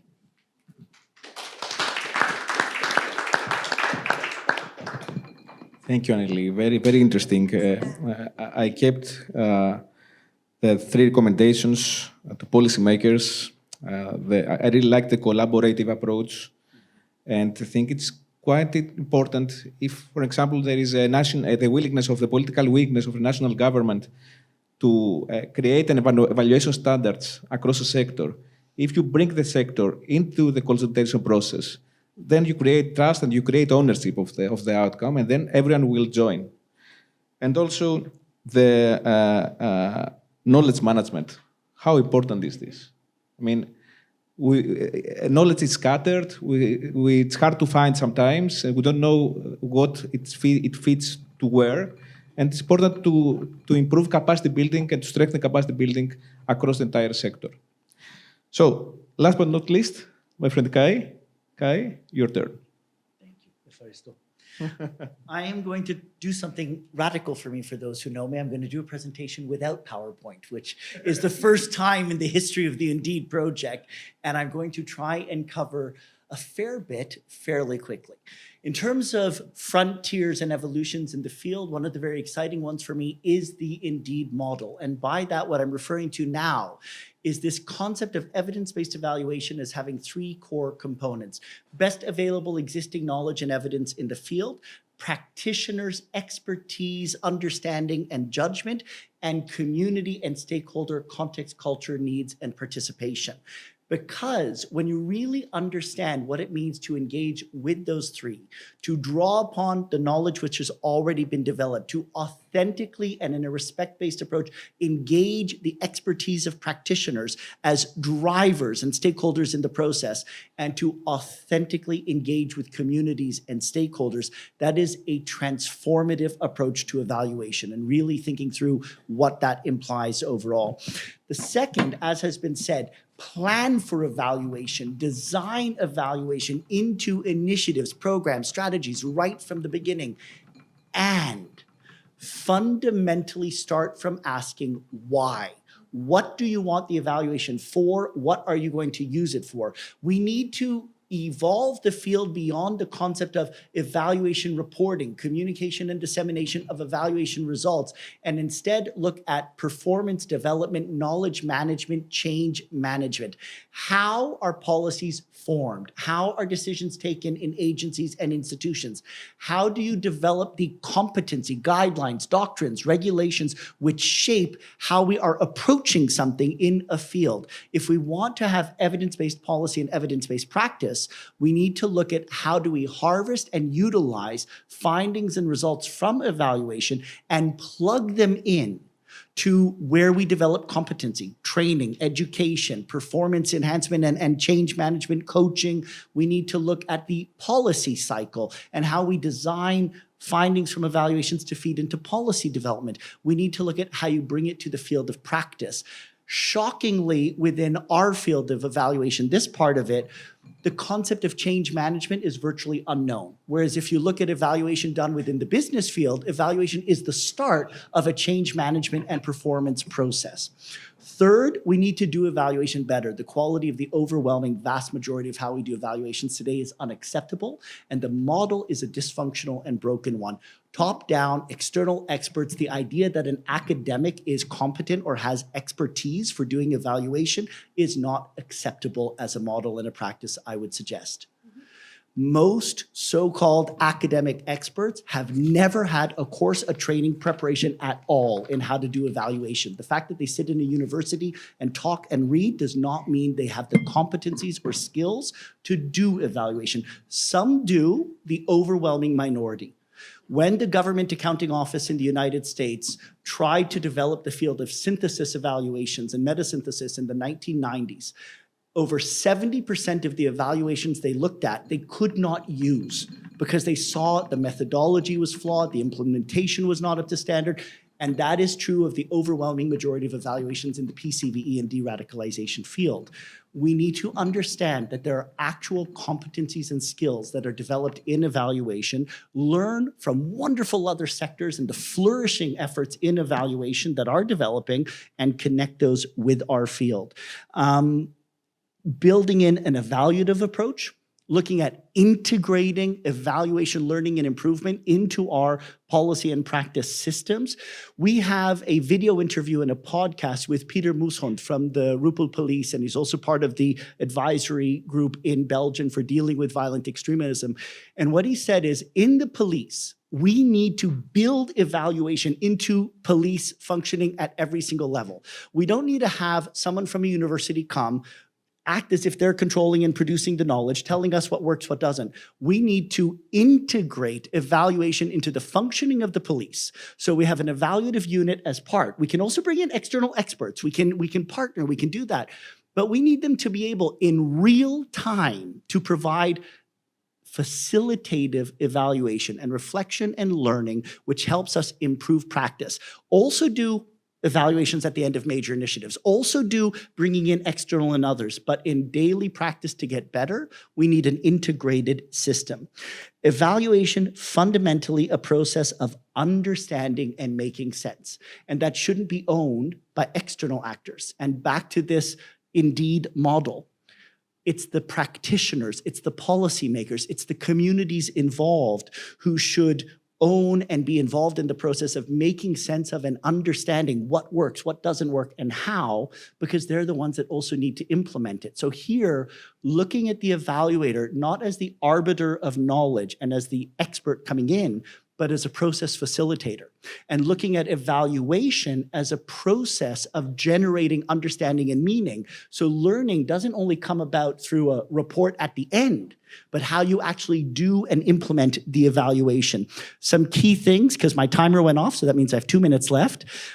Ex ante and formative evaluation. Every policy, every strategy, every project should be evaluated before it is ever implemented. 90% of everything that will go wrong is obvious from before it even starts, if you actually have competent people and practitioners who can look at it and test it.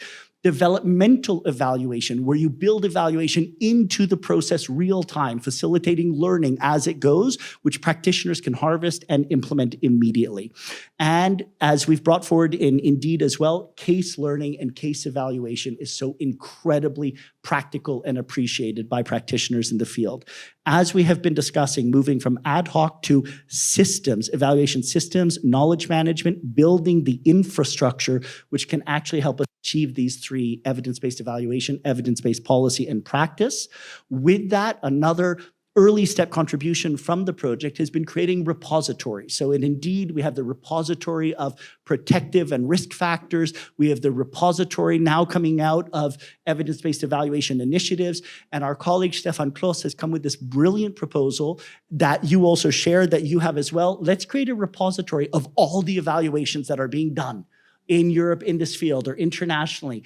And now let's use AI to help us look at how to harvest those findings so that any practitioner, expert, researcher, policymaker at their fingertips can be able to harvest lessons that are useful for them. The other is to really understand, and this connects with the fear that you were mentioning, Annelies, before, evaluation needs to go beyond activity monitoring or output monitoring, or this idea of did it work or did it not work, and really understand it's about understanding how, why, in what context. If we looked at the early steps in open heart surgery and said, well, gee, they all failed, and then you evaluate that and say they failed, then we'd say, well, we shouldn't do open heart surgery. That wasn't the point. In looking at open heart surgery, they needed to understand how can we make it work. Sometimes you need a radical shift of paradigm and change of approach. Sometimes we need to do that deep work of really understanding the nuance, when you're implementing it in practice, the challenge, and how do we build the skills and the capabilities to do it well. Thank you.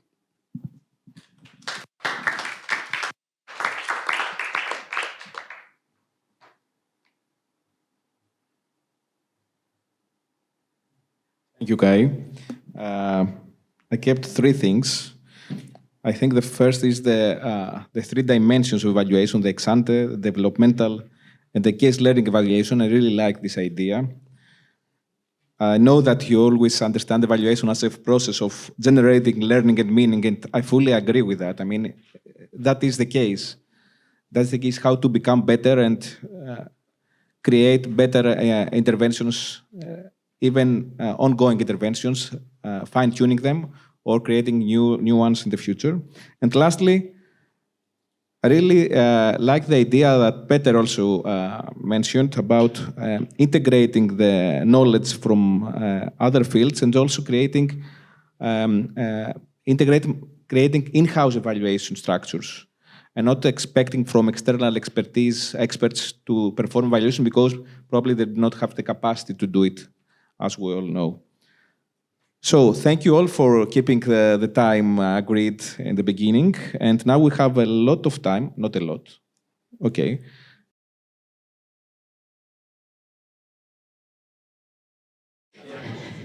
Dear colleagues, welcome back. I would like to ask the colleagues who are moving to the other sessions process smoothly because we are already delayed. The coffee is also available upstairs, so still possibility to prepare. And I wanted just to remind that here we will be discussing, we will have a dialogue on evaluation. Actually, we'll be talking about the Indeed approach and beyond. So it means that we are having our speakers who have experience in evaluation. So we want to discuss how to plan, to design, and how to conduct evidence-based evaluation in practice, because we are talking very often more theoretically. Now we know the assumptions of this kind of evaluation, but we will try to discuss together the issue how to do this in practice in our daily work. And but at the same time, we have two parallel other sessions. The number 4 on improving dialogue and collaboration between policymakers, practitioners, and researchers in practice. It's in flow. So, is there someone who is lost? No, it seems that it was your destination to be in this room. Good. So. Welcome after lunch. I hope that you had a good break and you had the chance to rest a bit. I know that there are very intensive discussions also during the break, so I know that it's tiring, but at the same time, I'm sure that it's so interesting that you don't feel it yet. So in the afternoon, as it was announced by Kai, still 3 sessions, and this session, as I already mentioned, dialogue on the evaluation. So we have with us distinguished guests, and so I will introduce our colleagues. We should have also with us. Just a second, I will just change the slide because I'm multitasker now, so I have to process with many things. So we should have with us Irina van der Vet from University of Helsinki, but unfortunately unpredicted circumstances prevented her to come here. However, she shared with us the video, so we have her presentation, which is very important for us because Irina was engaged in the process of working on our tool on designing, planning, implementing evidence-based evaluation. So it's very important presentation, and we have a video.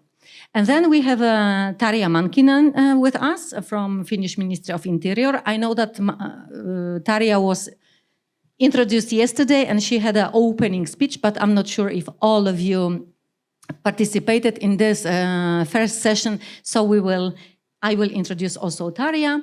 Then we have from European Crime Prevention Network, we have with us Stein Arts. And we have also from Coventry University, Dan Range. And we have also with us Veronika Felcis from International Evaluation Academy. So let me start with the introduction of Irina. Irina, as I already mentioned, she is representing a University of Helsinki. She's a research coordinator in this university, in Center for European Studies, and she's an associated researcher at Brussels School of Governance. She also acts as the European Research Community on Radicalization researcher. Irina holds a doctoral degree in political science. And for many years, Irina has been working in the field of security, counterterrorism, and prevention of extremism. As the part of Indeed project, Irina van der Vet, together with her colleagues from University of Helsinki, she led the development of the evaluation package comprising the model, the tool, and the guidebooks on evidence-based evaluation, model and tool as well. So, Martina, I think that we can process with the video from Irina. Dear participants and dear colleagues, good afternoon. My name is Irina van der Vet, and I'm a research coordinator from the University of Helsinki. Unfortunately, I cannot be with you in Warsaw today and celebrate the end of our Indeed journey together with you. But I was part of this journey since the very beginning, and I'm delighted and sad at the same time that we have reached the end of this project.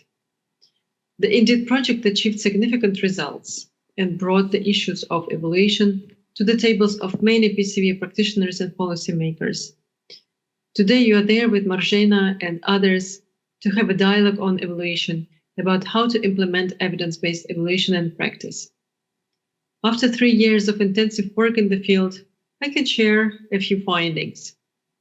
Well, first of all, there is no one-size-fits-all on the way towards implementing evidence-based evaluation. But there are a few things to keep in mind that might help practitioners with different levels of expertise in evaluation to plan and implement evaluations. Let's start with the definition. You will hear today one more time that Indeed project used its own definition to explain what evidence-based evaluation implies. The difference of this definition from other ones is that we define evaluation as an inclusive and stakeholder-oriented process where individuals with their values, history, circumstances, and cultures are in the heart of this process. The definition also puts expertise, experience, professionalism, as well as collective knowledge in the core of this process, which is also important to keep in mind when planning and implementing evaluations. And of course, the ways to extract and manage evidence at all stages of the implementation of an initiative are key to better evaluations. Evaluation culture. Perhaps you've heard already about it. Our gap analysis conducted together with many PCV stakeholders showed that the formation of the evaluation culture at the working place is the way towards more evaluations. And evaluation culture helps overcome the fear of evaluation. It is true that many practitioners still feel insecure about evaluations, or they simply do not know how to start with evaluations. And evaluation culture actually starts with interest in evaluations. We trained many practitioners in the Indeed project with no experience or with limited experience and knowledge in evaluation, but with a great interest and curiosity in evaluation. And this is already something to take into account. And our advice was always start small with some reflections on the implementation process of your program or an initiative. Just ask yourself, how is it going? Are my objectives achieved? Or just try to ask some self-reflecting questions. Am I doing well? Is there something that I could have done better? Or what are the challenges that I'm facing? What might be the reason for these challenges? So this kind of reflections is definitely the first step towards receiving evidence-based answers. Information and training. Well, receiving more information and shaping skills in evaluation can definitely facilitate the way towards more evidence-based evaluations. The Indeed project produced many resources for supporting stakeholders with knowledge and skills.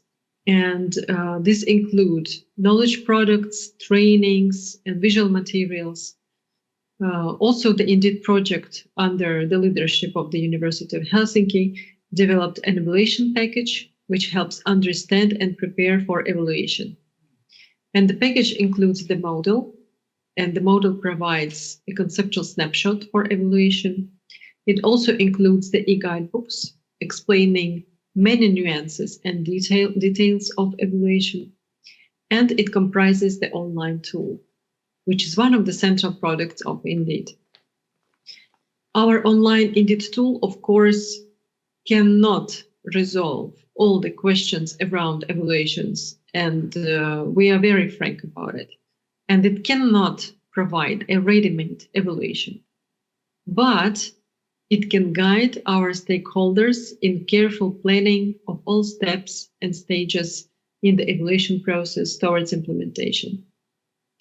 In a structural way, the tool can explain how to organize an evaluation team, how to collect evidence, and actually what evidence is, because in different contexts, evidence might mean different things, how to manage it, how to analyze the results, and how to utilize those results for the mutual benefit. Another point, to give a smooth start with evaluations, it is important to understand the program or the project or the initiative itself. And it is a matter of fact that nowadays many initiatives are funded because of the needs in the sector, and we are aware of that. So, and in some cases, the initiative design with all its goals and verified targets is either totally absent, or it comes secondary, or it is expected to evolve in a more adaptable way through time by constant adaptations to target groups and circumstances. In the Indeed project, we also wanted to demonstrate that we are aware of this and we are not looking at evaluations as a static process. We encourage our practitioners to start with the theory of change, to test some current assumptions through the piloted studies, for example, include evaluation in the initiative design, and later on adapt the initiative and the course of actions based on learnings received from evaluations. Well, I will stop here. Thank you very much for your attention, and I'm wishing you inspiring discussions. Yeah, thank you. We will pass the big thanks to Irina for the preparation of this video. So Irina explained very shortly again what we have in our evaluation package, and she also underlined, that what was very visible in this video. She's not saying that our package, our tools, all problems, because we are aware of the limitations. It's not. Sometimes we are still.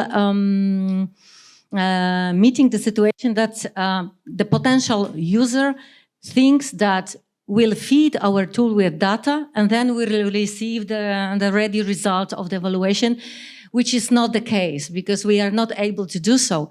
However, as Irina underlined, our tool underline and explain all stages of evaluation and all steps in those stages that we should take into consideration and go through during the designing, planning, and then conducting evaluation. And what is also very important, that we are talking indeed not only about the evaluation per se, but we are talking also about the designing process of initiative, keeping the evaluation in mind. This is actually our motto and the mission in order to promote this kind of approach. So as I already mentioned in the beginning, you heard already a lot about the Indeed products. And tomorrow, again, we will have the whole day dedicated to those products prepared by our consortium. So you will see even more in detail what we have and how it can work, how can help you. But it was already mentioned by me yesterday during the opening session that for us, we are finishing now the Indeed project, but for us, we know that this is not the end. We are so happy that within the 3 years of working on Indeed and on evaluation, we see that more and more voices rise within the Europe and repeating how evaluation is important, but still we have to together actually help practitioners, policymakers, and also researchers improve the competences that will allow properly, effectively design and conduct evaluation. So for sure, know that we will still be present in this international environment, talking about evaluation, but not only talking, but really working on the solutions that can help practitioners. Because in consortium, we are practitioners, and it was our interest also to bring the tools for ourselves that will help us with the evaluation and the entire designing process. But yeah, so as this is not the end, we know that we need the alliance, and we need practitioners who weren't engaged in our consortium.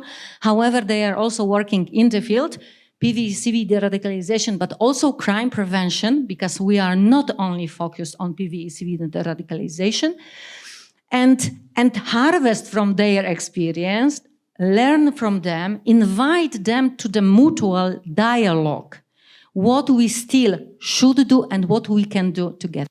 This is why we had in our panel not only Irina representing our consortium, but we have also the other distinguished guests who were so kind to join us, and they were interested in what we are doing and wanted to join us and to discuss, the future. So as I mentioned in the beginning, we would like to therefore ask also about the solutions, but also maybe issues and the good solutions, ideas, how they are working in the field, what they have from their side, which can, create like a comprehensive package, let's say, European comprehensive package on evaluation consisted of indeed package, but also other solutions which are good. Because what Irina mentioned in the beginning of her speech, we are not providing, the best, the only one solution. We know it. We just want to promote our tools, but also, not replace the other well-working solutions. So whatever is good for practitioners, policymakers, researchers, to improve the skills and the quality of evaluation, we are more than open. So now I'm moving toward Tarja. So, and after a short introduction of her, I will ask her to take a floor. But I will remind you that Tarja Mankinen has been working for the Ministry of Interior of Finland since 1996 in various strategic positions. She has experience in the preparation of violent radicalization, not preparation, but prevention on violent radicalization and extremism. Under her initiative and leadership, Finland developed a comprehensive framework for preventing violent radicalization, including the evaluation of the National Action Plan, PCVE, in 2019 by an external evaluator. She has been actively involved in international collaboration for more than 20 years. From 2021 to 2024, she worked at the European Commission, DG Home, in the Unit of Prevention of Radicalization. Her main task was to create the EU Knowledge Hub we were talking about today and yesterday, and on the prevention of radicalization, which was launched in June this year.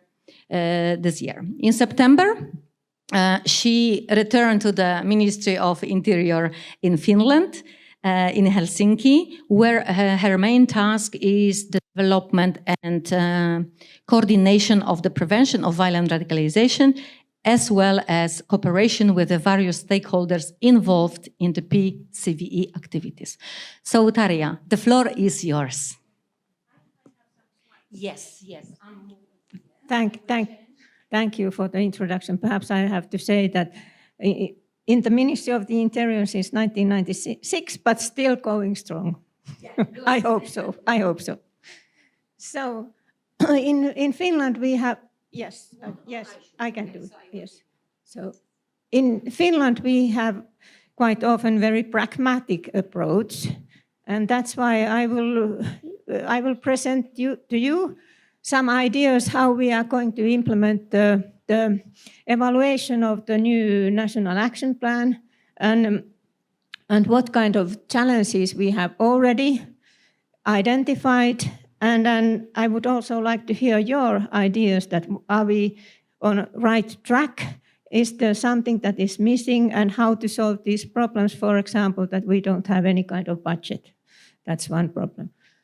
So this is, Martina already said something about this, but case Finland, so we have this new national action plan adopted in July this year, and then it is, yes, fine, thank you. And it is the fourth one. The first one was adopted in 2011, and then we had one in 2016, one 2019, and now this is the fourth one. And I think that I have to stress that in Finland we have a little bit different approach compared to many countries, because we work in close collaboration with the policymakers, researchers, and practitioners, local level, national level, regional level. We have a lot of contacts and we close collaboration. I think that in Finland we don't have enough people and not enough money to work in silos. I don't find it a problem, but I think that nobody finds it a problem. So we have tried to break silos already for a long time, and I find it very good way to work, because as a policymaker, I find it very important to have this constant dialogue with practitioners and researchers, and so to get a much better knowledge and understanding that what is really going on. Without that, policymakers have a lot of problems to be successful in their work. And it's also very important that we understand each other. So if we don't have this kind of collaboration and dialogue, we don't understand each other, we use different language, and we have a lot of this kind of ideas that why they're doing like that, and are they really stupid that they don't understand this. So to avoid this kind of situation and put all the knowledge together, we need collaboration. So in the new action plan, there is this, you can see there that it is embedded to the action plan that we will make an evaluation. That's there. So we have to do it, and it's really important now because, as I have said, some of the colleagues here also, that the political landscape in Europe is changing. So it's much more difficult to prevent radicalization now than it was a couple of years ago or 5 years ago. So I find this idea to embed this task into the National Action Plan important, because it gives us a strong basis to do it in spite of the political changes.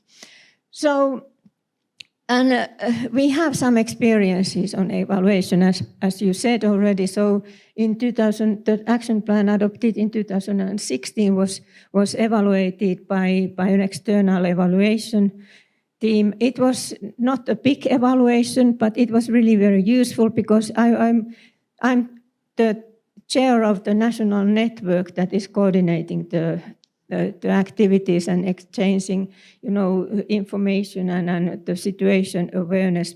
How do you say situation awareness picture in Finland? What is going on in this field? And I find this evaluation important because it gave me, as a chair of this group, a lot of support to start discussion on certain things that didn't go so well in the implementation. It was not me who said that we have not been successful in this, but it was the external evaluator that was also important. So, and then we found it very, very valuable, this process, but at the same time we were aware that I think that the evaluators as such, they were skillful, they had knowledge, but we as a group, we didn't perhaps have enough knowledge that what was the evaluation, in fact, and how to use the results of the evaluation. So how to take the benefit of the whole process. So how to do this evaluation of this new national action plan? These are really very preliminary ideas. I have not had discussions with other stakeholders yet, but I thought that it would be worthwhile to present these ideas to these really very, preliminary ideas to you, to get some, ideas that perhaps what to do better, how to plan this better. So the objective is not to evaluate the progress only, but also to learn what works and what doesn't work. I think that learning is the most important thing, so that we learn more and be more skillful. As I said, the prevention of radicalization is even more difficult now than it used to be, and that's why we need to update our skills and knowledge.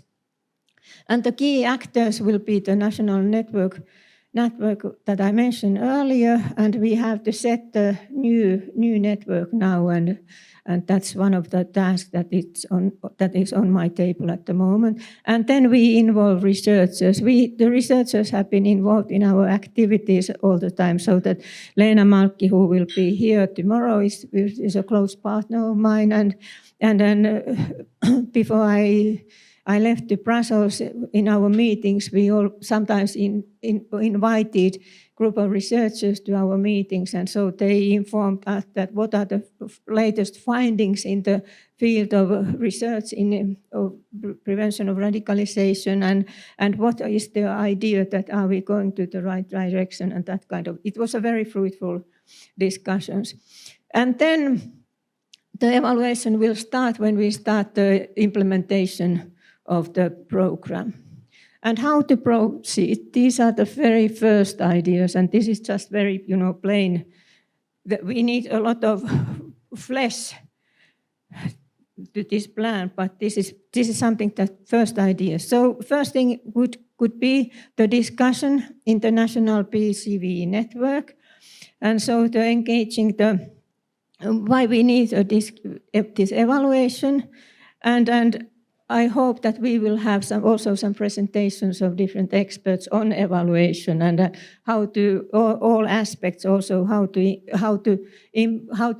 take benefit of the results of the evaluation. And I hope that this will be a very open discussion, so that because in the current political atmosphere, it might be even more, sensitive to show not so good results, and that's why that different experts could be a little bit afraid that do this kind of exercise, but I think that we need to engage them and have a common idea that we need this kind of process. Even though that it is already embedded to the program, we still need these people need to commit to work with this task. And then, because there are a lot of different kind of measures in our national action plan, we cannot evaluate all of them. So the idea is to pick up some of the measures and then start to evaluate them. And of course, we need some kind of criteria that why we choose these measures, why these are important, and to get that kind of, not only certain kind of measures, but different kind of measures. And then we need to outline the evaluation process to have some kind of common idea that what are the steps that we are going to take, and also define roles and responsibilities. And then in the first evaluation that we committed, I think that it was also important that we have this kind of discussion, that what is the role of the evaluator, what is the role of those who are implementing the measures, and what is the role of the Minister of the Interior who is commissioned the evaluation. And that was good and important discussion.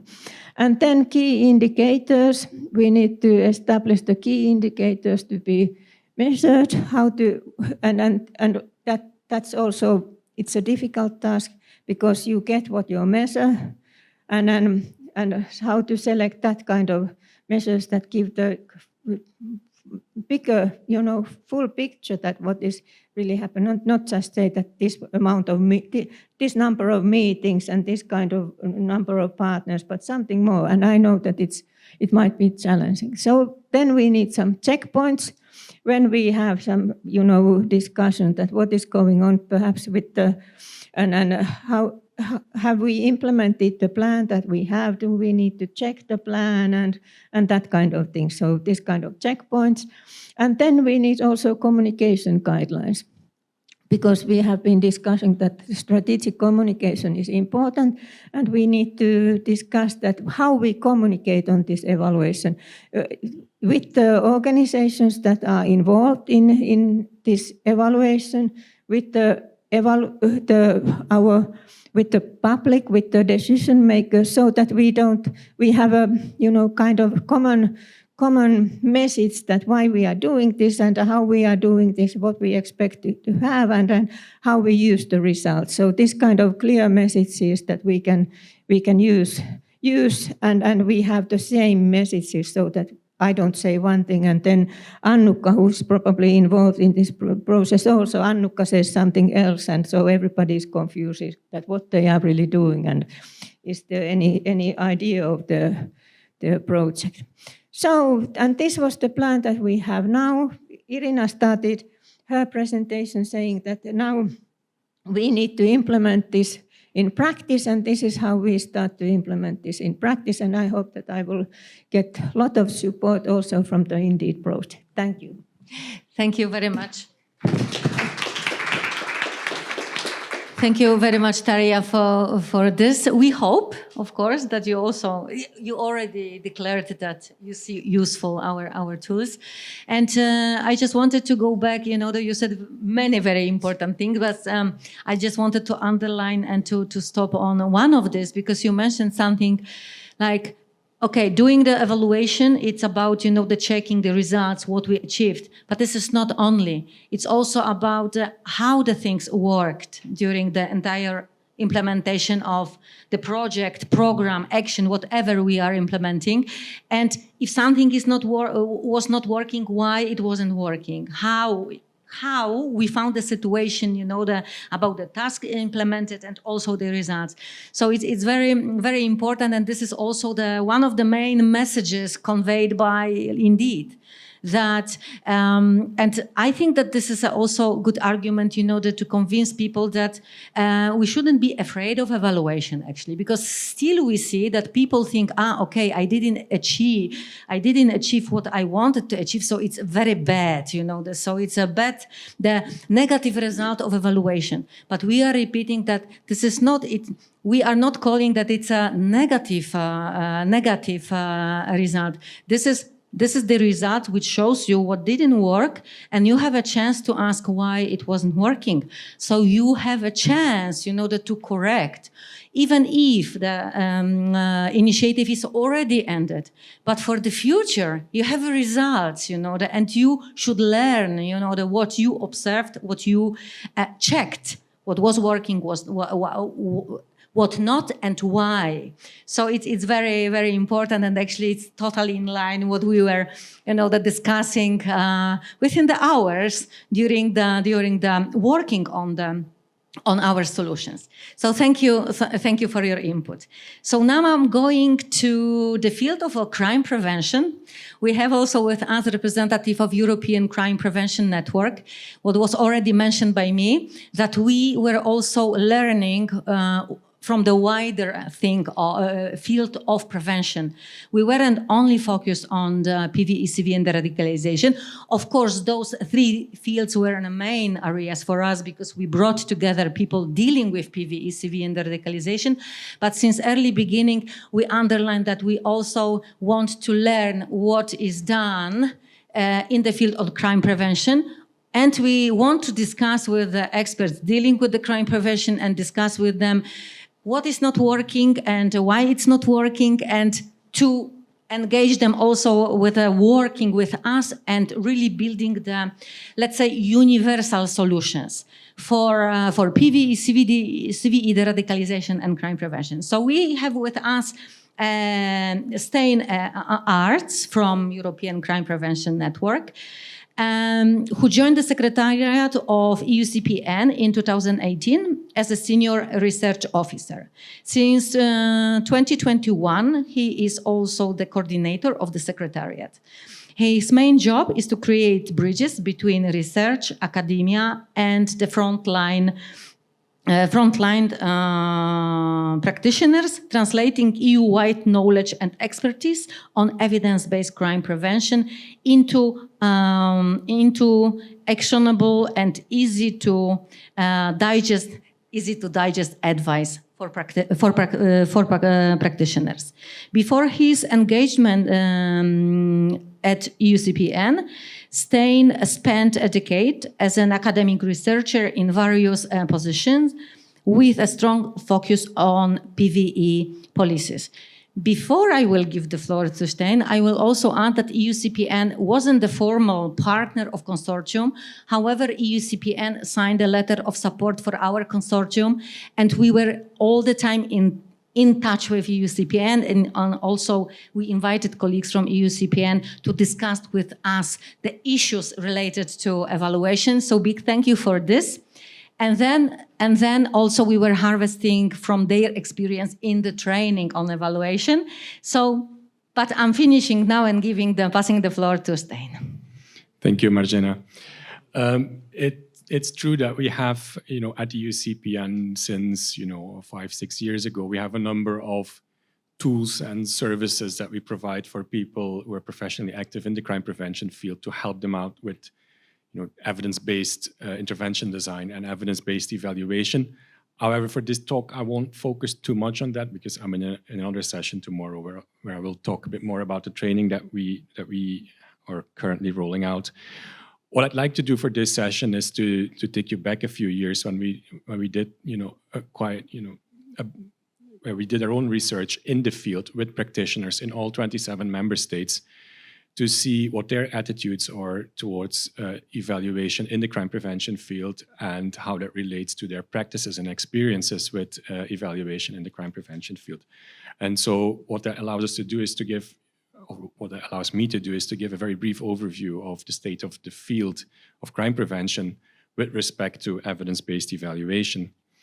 So what we see in the crime prevention field, among the different professional groups, but especially focusing on local practitioners, is that actually the support for evaluation is very large. So most practitioners do in fact value evaluation. They see that it's useful to design better prevention initiatives. They see also that it's useful for transparency, accountability, and so on.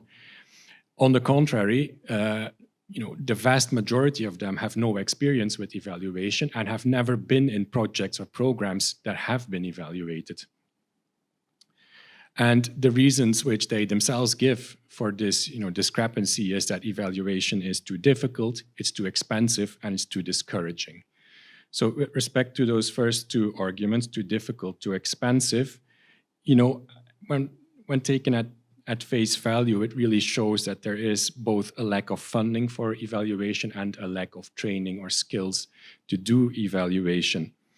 And it seems rather clear that that requires an infrastructural solution, which we've been discussing this morning and yesterday as well, where, and this is what we promote at EUCPN, evaluation should be an integral part of the crime prevention domain or crime prevention activities, so that we do have the funding for evaluation, and so that we do bring the skilled laborers on board to actually do the evaluation work as well.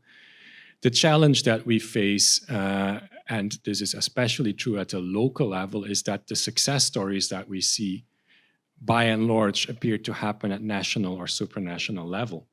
So there where the resources or to try out something like this.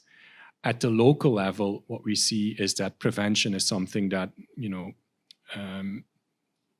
prevention workers often do on the side. It's part of their job. It's a small part of their job most of the time. And so it's rather difficult to see how we could create this infrastructure at that level as well, how we could bring in the funding and the skills needed to do evaluations at the very local level. I'm talking small towns, villages, and so on. So this is really, I don't have the answer. It's a challenge that we face, but I'm offering it up for discussion. With respect to the third argument that practitioners at the local level themselves give for not doing evaluations, namely that they are discouraging, I think this is even more worrying than the other two arguments they give. And I think it relates to the constant tension that is there, or the competition even, between reactive responses to crime, the traditional criminal justice system, if you will, and preventive approaches to crime. So what they indicate is that there is a real fear that evaluations with negative outcomes will affect their work and even on a personal level, their jobs.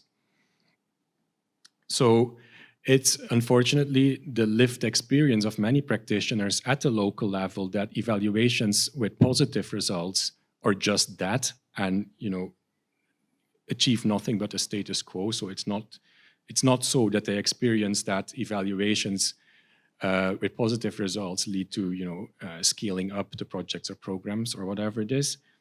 And on the other hand, negative results often lead to prevention itself being called into question, as opposed to traditional or reactive responses to crime. And I think personally that there's an infrastructural gap behind this as well, namely that especially with respect to crime prevention or responses or crime policies or responses to crime, the reactive approaches enjoy structural funding in all EU member states. So, I mean, funding for traditional police work, the prison system, and so on is, almost never called into question. Whereas preventive action, especially at a local level, is often project-based and the subject of or funded by very short-term subsidies. And so it's very easy to make budget cuts there where it hurts most for those, practitioners at a local level. And so the infrastructure that we're advocating for is not just an evaluation infrastructure, but a prevention infrastructure where funding for prevention, including evaluation, is structural as well, just as much as funding for other parts of the criminal justice system are. Another thing, but maybe not so important, that we see is for the very small group that claim to evaluate their work or have worked on projects and programs that have been evaluated, that when we delve a bit deeper, we see that the evaluations they're talking about are actually not much more than monitoring exercises, as opposed to evidence-based evaluations of implementation fidelity and outcomes. And one thing that perhaps I'd like to offer for discussion is that I think this is linked also to a certain extent to the diversity in the prevention workforce, especially in crime prevention, where, first of all, many of whom are involved professionally in crime prevention do it on the side, or, it's not their main line of work, let's say, definitely not for their organizations. The police is a prime example. And so the evaluations that they do, happen along the lines or according to the monitoring systems which they are accustomed to, and which may be fit for their main lines of work, but not necessarily for their preventive action. And as a result of that, no one really takes, the ownership of evidence-based evaluations in terms of the risk, or reduction of the risk of crime occurring, which is how we at UCPN define crime prevention.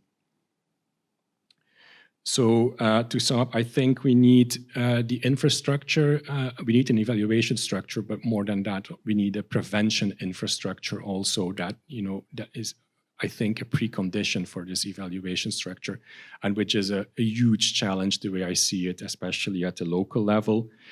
We need to work on ownership for evaluations and evidence-based evaluations specifically. And with respect to training for and capacity building in local or among local practitioners, I think that perhaps even more than training on the benefits of evaluations and how to do them, how to interpret the results and all that kind of stuff, is that we should train them to engage in a dialogue with decision makers, policy makers, with their partners and stakeholders on evaluation and prevention. That's it for me.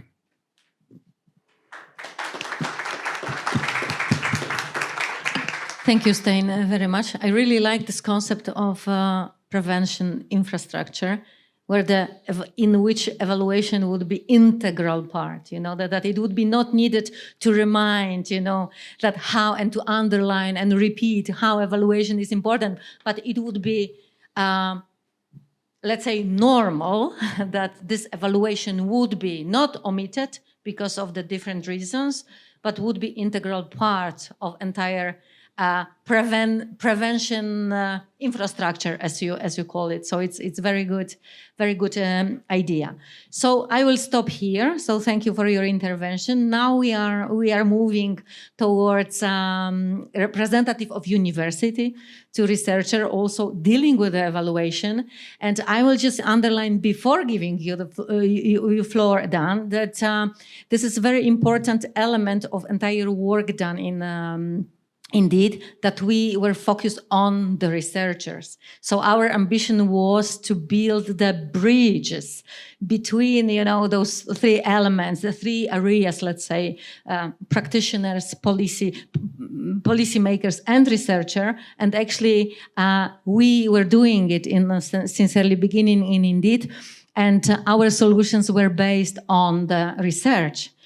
What science brings to us and giving us already the evidence deriving from the science, proved by science that something works, and then we utilize the result and build our model, evidence-based evaluation model based on the theory and evidence from science, and then it was deepened by the opinion and the point of view of practitioners and the policymakers.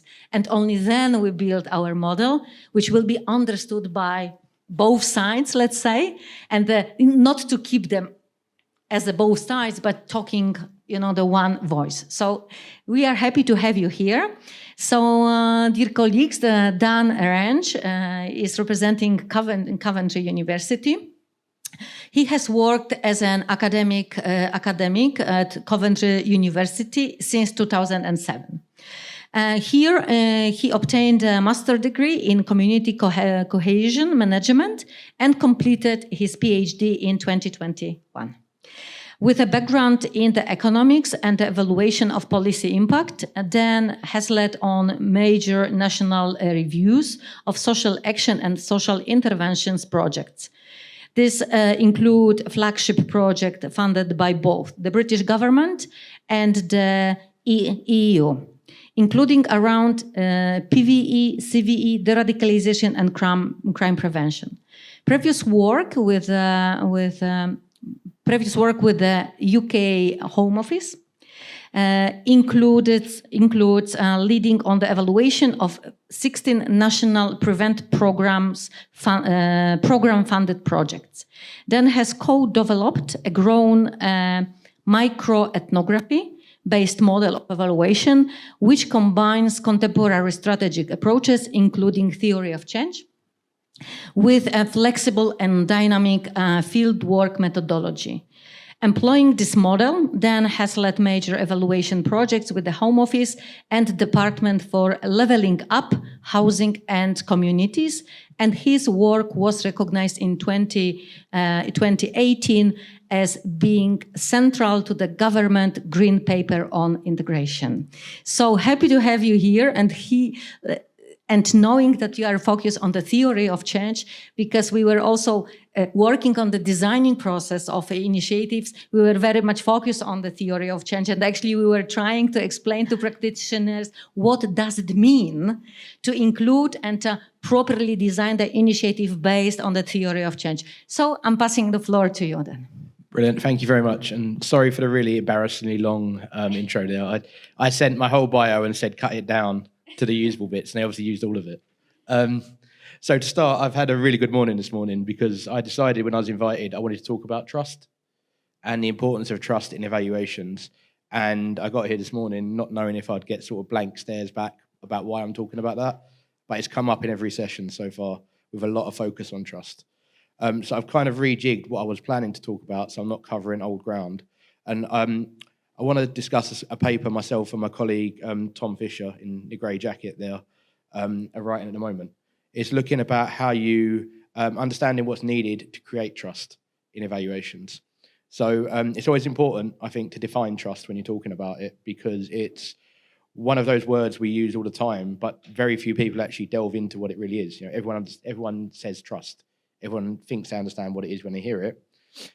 Trust is making yourself vulnerable to the actions of another party, and it's having positive expectations of their future behaviours. Right, so every time you pretty much do anything, you're trusting something. You ate lunch upstairs, you're trusting that it's not going to poison you. You're getting on an airplane, you're trusting it's going to take off on time and land where you want it to land. Yeah. Trust underpins every transaction, every interaction we have. So why do we ignore it so much in evaluations?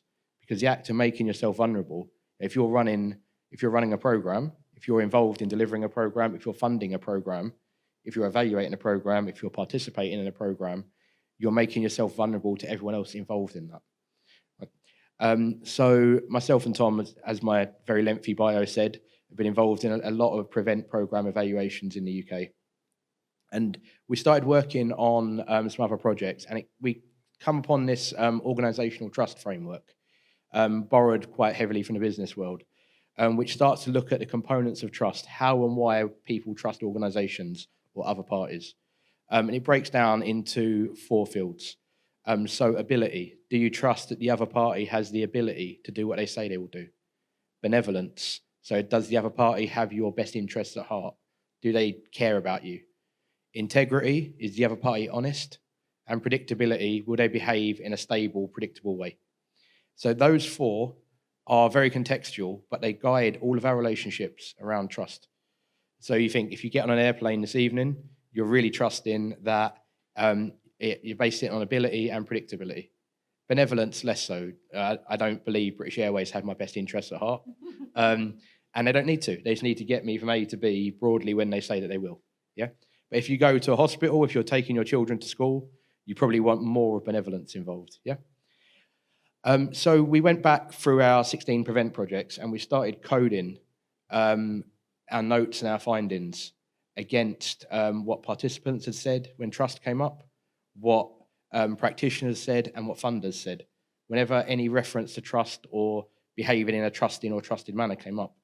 And it was really clear that there were big differences between why funders trust evaluators. So that will be ability and predictability, much like an airline. Can you do what you say you will do in the time frame you said you will do it? But when you start looking at practitioners, particularly if you have the split, which was talked about earlier about organisations which do and don't want to be evaluated, that's where benevolence and integrity start coming in. You need to be trusted based on an organisation believing you have their best interests at heart and you're being honest with them. And if you get down to talking to participants, a lot of that comes down again to benevolence and integrity. So you've got to behave in different ways and show different trustworthy attributes depending on who and how you're dealing with people and different organisations. So this is really about how we can leverage this ability, benevolence, integrity, and predictability to make our evaluations better. If we can understand how we can build trust effectively, we can do it better and we can conduct better evaluations. So 7 minutes, of which I've used probably about half of it already, isn't a great amount of time. So I decided I'm going to focus on talking about the relationship between evaluators and practitioners for the remainder, because for me, that's the most interesting bit. That's where you really get a real nuance of relationship, and there's some good interim findings that are coming out. I'd like to get people's opinions on sort of after the session if you feel strongly about it. So really, when you start, you need to understand who you're dealing with as a practitioner when you're evaluating their program or their project. Yeah. Do they want to be evaluated? Have they been evaluated before? Was it a good experience for them? If they don't want to be evaluated, why don't they want to be evaluated? Do they know the difference between evaluation and monitoring? So you need to understand that, and you need to start working with the people and the organisations and tailoring your approach so you can behave in a way which builds trust with them. A big part of this is going to be establishing credibility. In one presentation earlier, someone said if you're dealing with big organisations, you want sort of big heavyweight names on there because that establishes credibility. That doesn't always work. And if you're working with smaller organisations, maybe you need to have more of a grassroots credibility. If you're working with an organisation that works with radicalised young people, then turning up as a 42-year-old white academic in a suit doesn't establish credibility. You need to be able to either use different people or tailor your approach to behave in a way where people understand that you get their project and that you understand what they're doing and why they're doing it. Yeah. And once you're there, you need to really, again, be respectful of the people you're working with as practitioners. Status comes up all the time. So if you are going into a particularly hierarchical organisation, So it could be civil service, it could be the police, and it could even be a small charity which is run by its founder. You know, often the people at the top there are not used to being challenged internally. So they're going to be very uncomfortable when they are challenged externally. And if you don't respect that status and work with those people, then that immediately causes a blockage, which isn't going to start working. So you need to win the trust of those people to get the organisation on side to start with. Yeah. We need to be respectful of lived experience. So we need to accept that we are not the experts on everything. And some people in some programs, with or without formal qualifications, may be better at doing their jobs than we are at doing ours. And you need to respect that and see how you can build that into the evaluation process and make those people well aware that we know they are the experts and that we want them to participate in the work and help to frame the evaluation, help to frame some of the outcomes, understand why it is that they're doing the project. You know, their outcomes, their desired outcomes may be very different to what the funder wants to see, but they may be doing it because they come together at some point, but they do it for different purposes. We need to understand that and factor that in when we're building frameworks. So this links to the idea of being really participatory. So we've found it's a really good way early on to run a theory of change session to build the evaluation framework, but it's got to be done properly. You know, if you do it badly, you're entrenching, establishing situations and power dynamics. You know, we've used practices borrowed from intercultural dialogue to make sure the sessions are facilitated by us with equal voices in the room for all stakeholders in the evaluation. So that could be the funder has an equal voice to the practitioner, and if we can get participants or previous participants involved to say, you know, this is what an outcome looks like for us, then we give them an equal voice and we facilitate it to make sure that everyone's voice is heard and understood in shaping how we're going to be measuring and what we're going to be doing.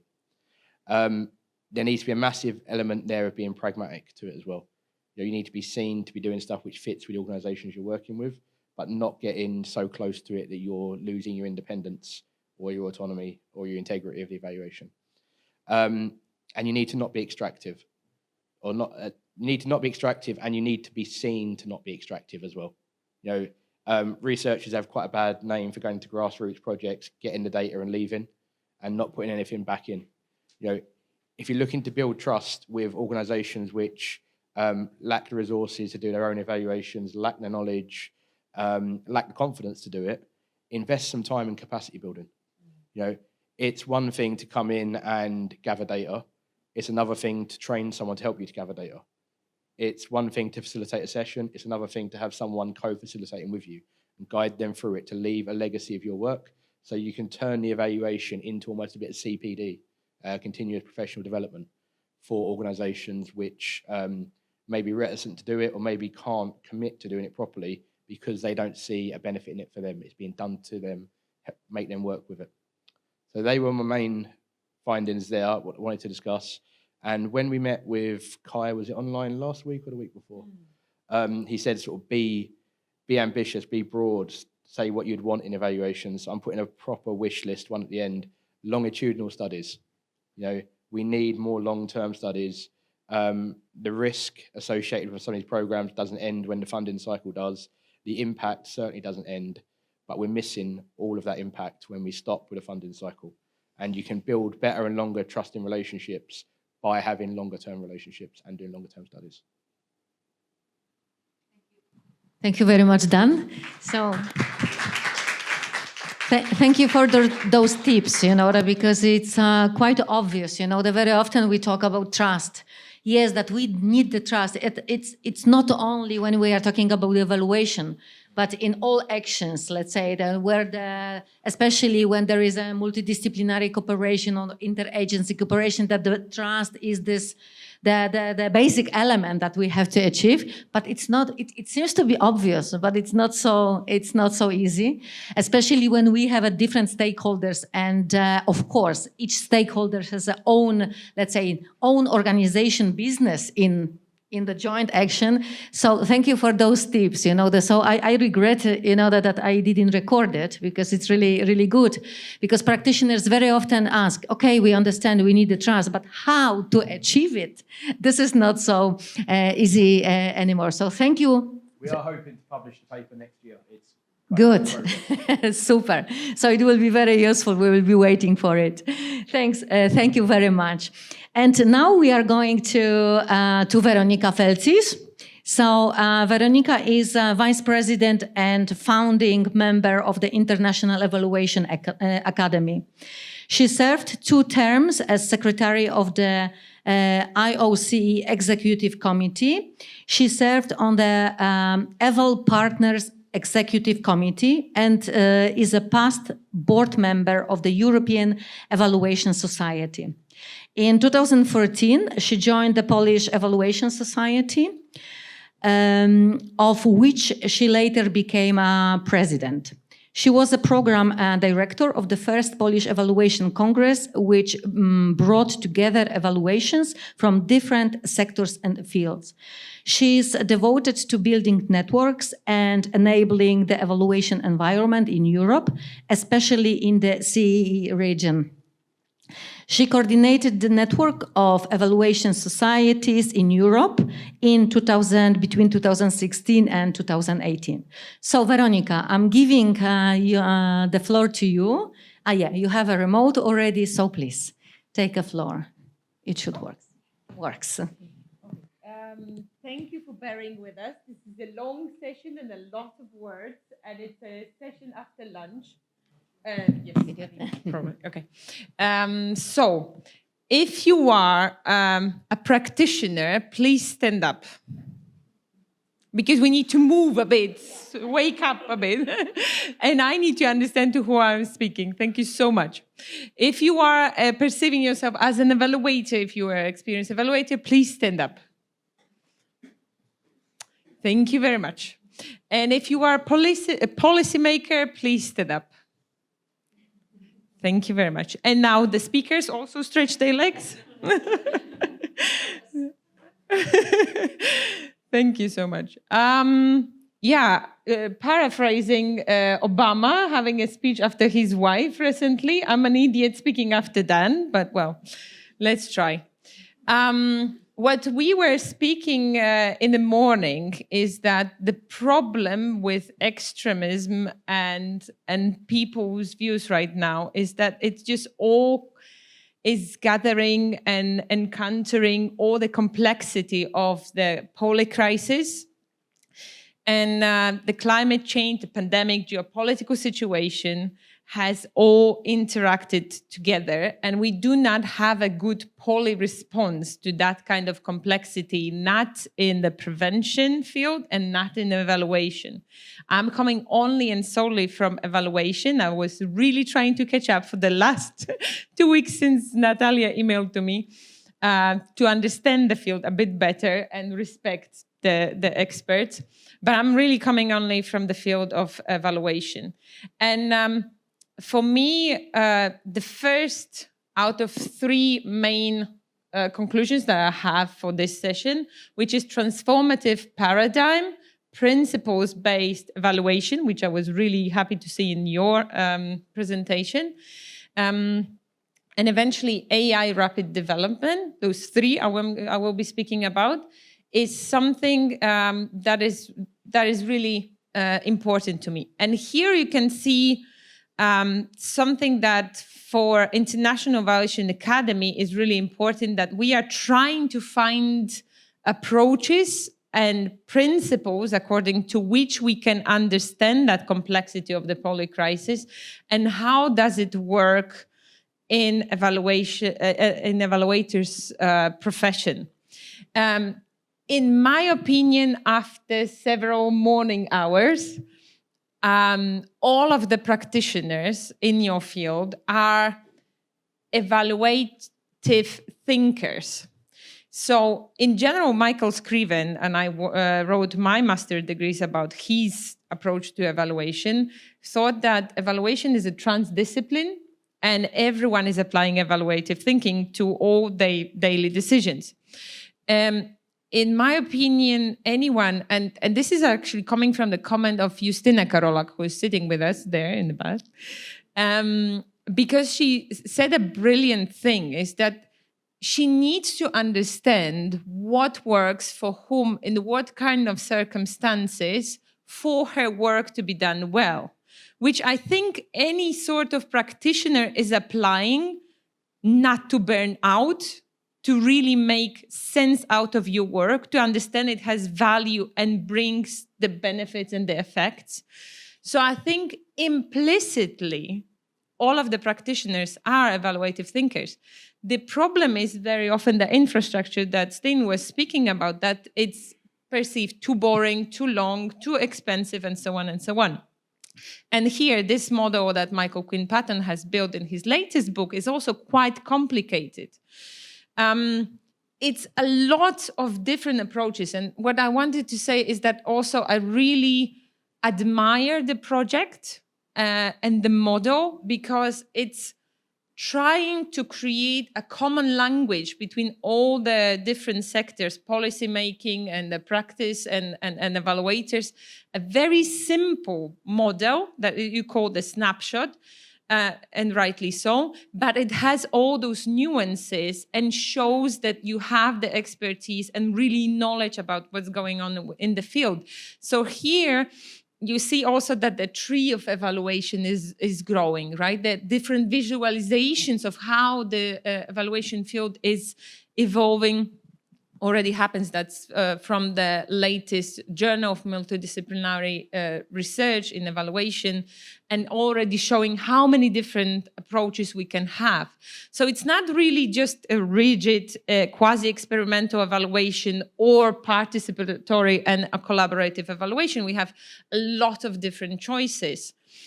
But I think it's important what we're doing it for. And again, here, a lot of thinking in the last 5 years of frontiers, of avant-garde of evaluation field is being spoken about transformations and transformative evaluation, which I'm starting to think that, again, paying respect to practitioners in your field, they would only think it's logical way to do things, right? You put your skin in the game. You're really trying to make evaluation into action and marry that with what you're doing on the ground. You're really trying to build up the social justice and so on and so on. So I think all the basic merits of the transformative paradigm very much align with your field. Second point that I'm trying to make is that I was also thinking, if someone doesn't decide to do the capacity building according to your training, or it just still feels a bit complicated, or we're still trying to concentrate somehow the way we all can be building it up together, I think a lot was said today about values and how they are bringing us commonly, right? Because evidence is still a sphere of our minds, a sphere of knowledge, of science. We need to understand the methods. We need to understand the results. And it's not always easy to apply them. Whereas values is something that we carry in our hearts. But values in the world of evaluation are not always very much defined and easy to follow. So what Michael Quinn-Patton again did was to create the principles-based evaluation, which helps to put it into strategic tool of how do we actually translate our values into something that can be evaluable. So here, going quickly through it, is that principles are foundational guides to help us make decisions in the face of changing conditions, uncertainty, incomplete information. So it's a value-based strategic tool. And in my opinion, it's really very useful to think about what values in the whole arena of different stakeholders, as it was mentioned, that there is a whole diversity of people with whom you need to work. What are the basic principles we can agree on? And as evaluators in your field, how can you evaluate them? And there are very basic criteria how to evaluate principles. Those are my principles according to which I like to work and do my evaluations and do my social impact assessments. but I don't have time for it because I have only 5 minutes, and that's a lot of words. But also the principles can be evaluable at any stage. So here again, going into indeed model, whether we're speaking about formative, ongoing, or summative evaluation, we can always ask those basic questions about the meaning, to what meaning the principles are being attached, what's the adherence to those principles, and what are the basic results. So I would really try to inspire you to look into this. And finally, something that I was trying to really find some kind of blind spot of the project. It's not easy. It's very not easy. But I thought that AI is a huge field that we now in the evaluation are really discussing and how we are using it.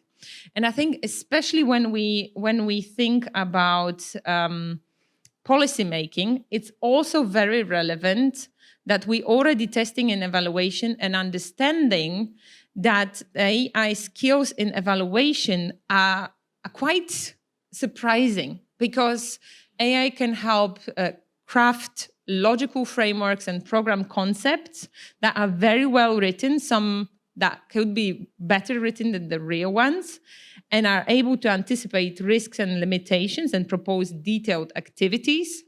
It's inclusive and politically aware in a positive way, and it's also trained to value inclusion, diversity, skilled in articulating ideas and participation and accountability, and also understanding that this sort of approach can also generate conflict.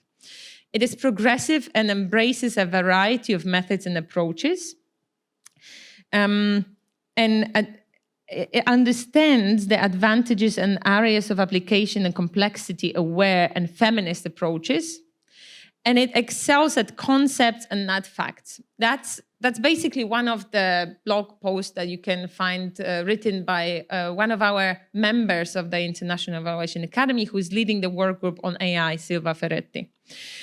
I'm not an expert on this, but what I know as an evaluator is that it's going to change the whole field of evaluation and the policy making. So we also need to be catching up. And we cannot be uncritical towards it. We still need to apply our critical thinking and also be explicit about ethical rules of how do we co-create that. So Zach Tilton has, with Merrill Tech Initiative Natural Language Processing Community of Practice, which is having a nice acronym, thanks God, is creating also free webinars. There's plenty of already accessible capacity building webinars on AI and evaluation. But for example, now on 20th of September, there will be some sharing knowledge about how evaluators already apply AI in their field. I don't want to take more time. I think it would be lovely if we discuss some ideas, but thank you very much. Thank you, Veronica. Thank you very much for this, for underlining, the values of stakeholders. This is what we were trying also do within the entire project, to be focused on the values, needs, and also circumstances, because we wanted to underline that it's needed. It was also mentioned by Irina in the video. We don't have a solution one fits all. So the circumstances, but also the needs and the values underlined by you, they are very important to make the evaluation closer to their hearts, actually, as you nicely described. And AI, thank you for mentioning it. Actually, we didn't think of it working on the proposal because it was a few years ago. So it wasn't so much developed. But within the 3 years, it popped up like the mushroom after the rain, and now we see, wow, there is an AI which can help. Of course, with all limitations you mentioned, and this, especially this ethical aspect, where that it would be needed to take into account. And we already building our repositories. We even said, Wow. It's a bit too late now because everything is ready, but it doesn't mean that we will not think about it in the future, because this is really the future in order to use the technologies and what AI brings. So thank you for this. And you are absolutely right that this is this missing element in our concepts and also in the tools. So, but I will just take from you the remote. We will move to the next slide. And before the discussion, thank you all for your input for this session. We still have 20 minutes. So as I mentioned in the beginning, I would like to also invite all of you, because you are also our speakers. So we want to hear your voices. So if you have a comment, if you have a questions to our speakers, if you would like to add something what was said, or to discuss with something what was said by our experts, please take a floor and share with us your opinion. Moreover, we still have 2 questions we would like to ask you. How can evaluations be done to really meet the need of policymakers and practitioners in the field? So if you are engaged in the evaluation, you are doing the evaluation, you are working on them, or you are helping, or maybe there is a need of evaluation and you still don't know how to do this, please share with us your experiences. And also we would like to ask you, how can we engage to improve both? How evaluations are done? It means in the meaning of approaches, of the methods, of the practices, and also utilization of evaluation results in ways that really lead to learning and improvement in policy and practice. So, as the first, how the evaluation can be done and utilized. So we would like to invite you to the discussion, and then if you wish, we have markers. You can just take one and to put your, maybe not recommendations, not necessarily fully formulated recommendations, but just thoughts, maybe issues, maybe things that should be improved in the future. Or you have good solutions from your field, from your institution, so please share with us. I know that you are already tired and this is a long session, and as Veronica said, after lunch, but I think that we still could use the 20 minutes and to hear. We would like to hear from you also. So who will be the first one to take the floor?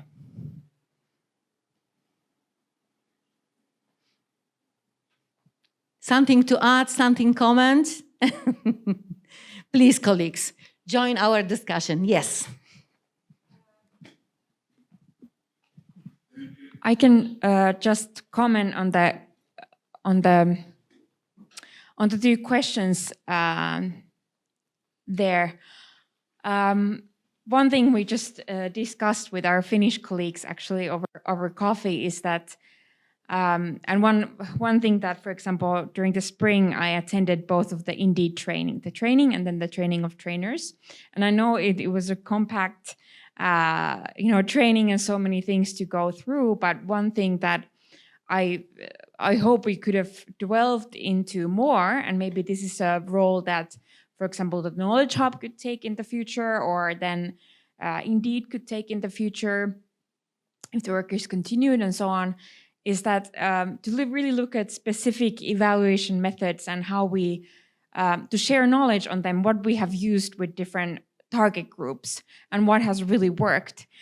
Here today, or in these 3 days, we're kind of, working on the higher, but we're not really a target groups of many of the work. For example, I work with Save the Children, and we work with children and youth. And really those that we want to hear from are those youth that are vulnerable or who are not doing that well. How, for example, what kind of evaluation methods we can have to engage with them, and to hear from other countries, for example, that what kind of methods have they used. For example, evaluation form is not going to work. Nobody's going to fill it. Nobody's probably going to understand it. So what kind of ways what kind of evaluation tools can we use to engage with especially these challenging target groups that we really is the most important for us to gain information on if where our initiatives are working. So that is, that is really one suggestion that I wanted to make.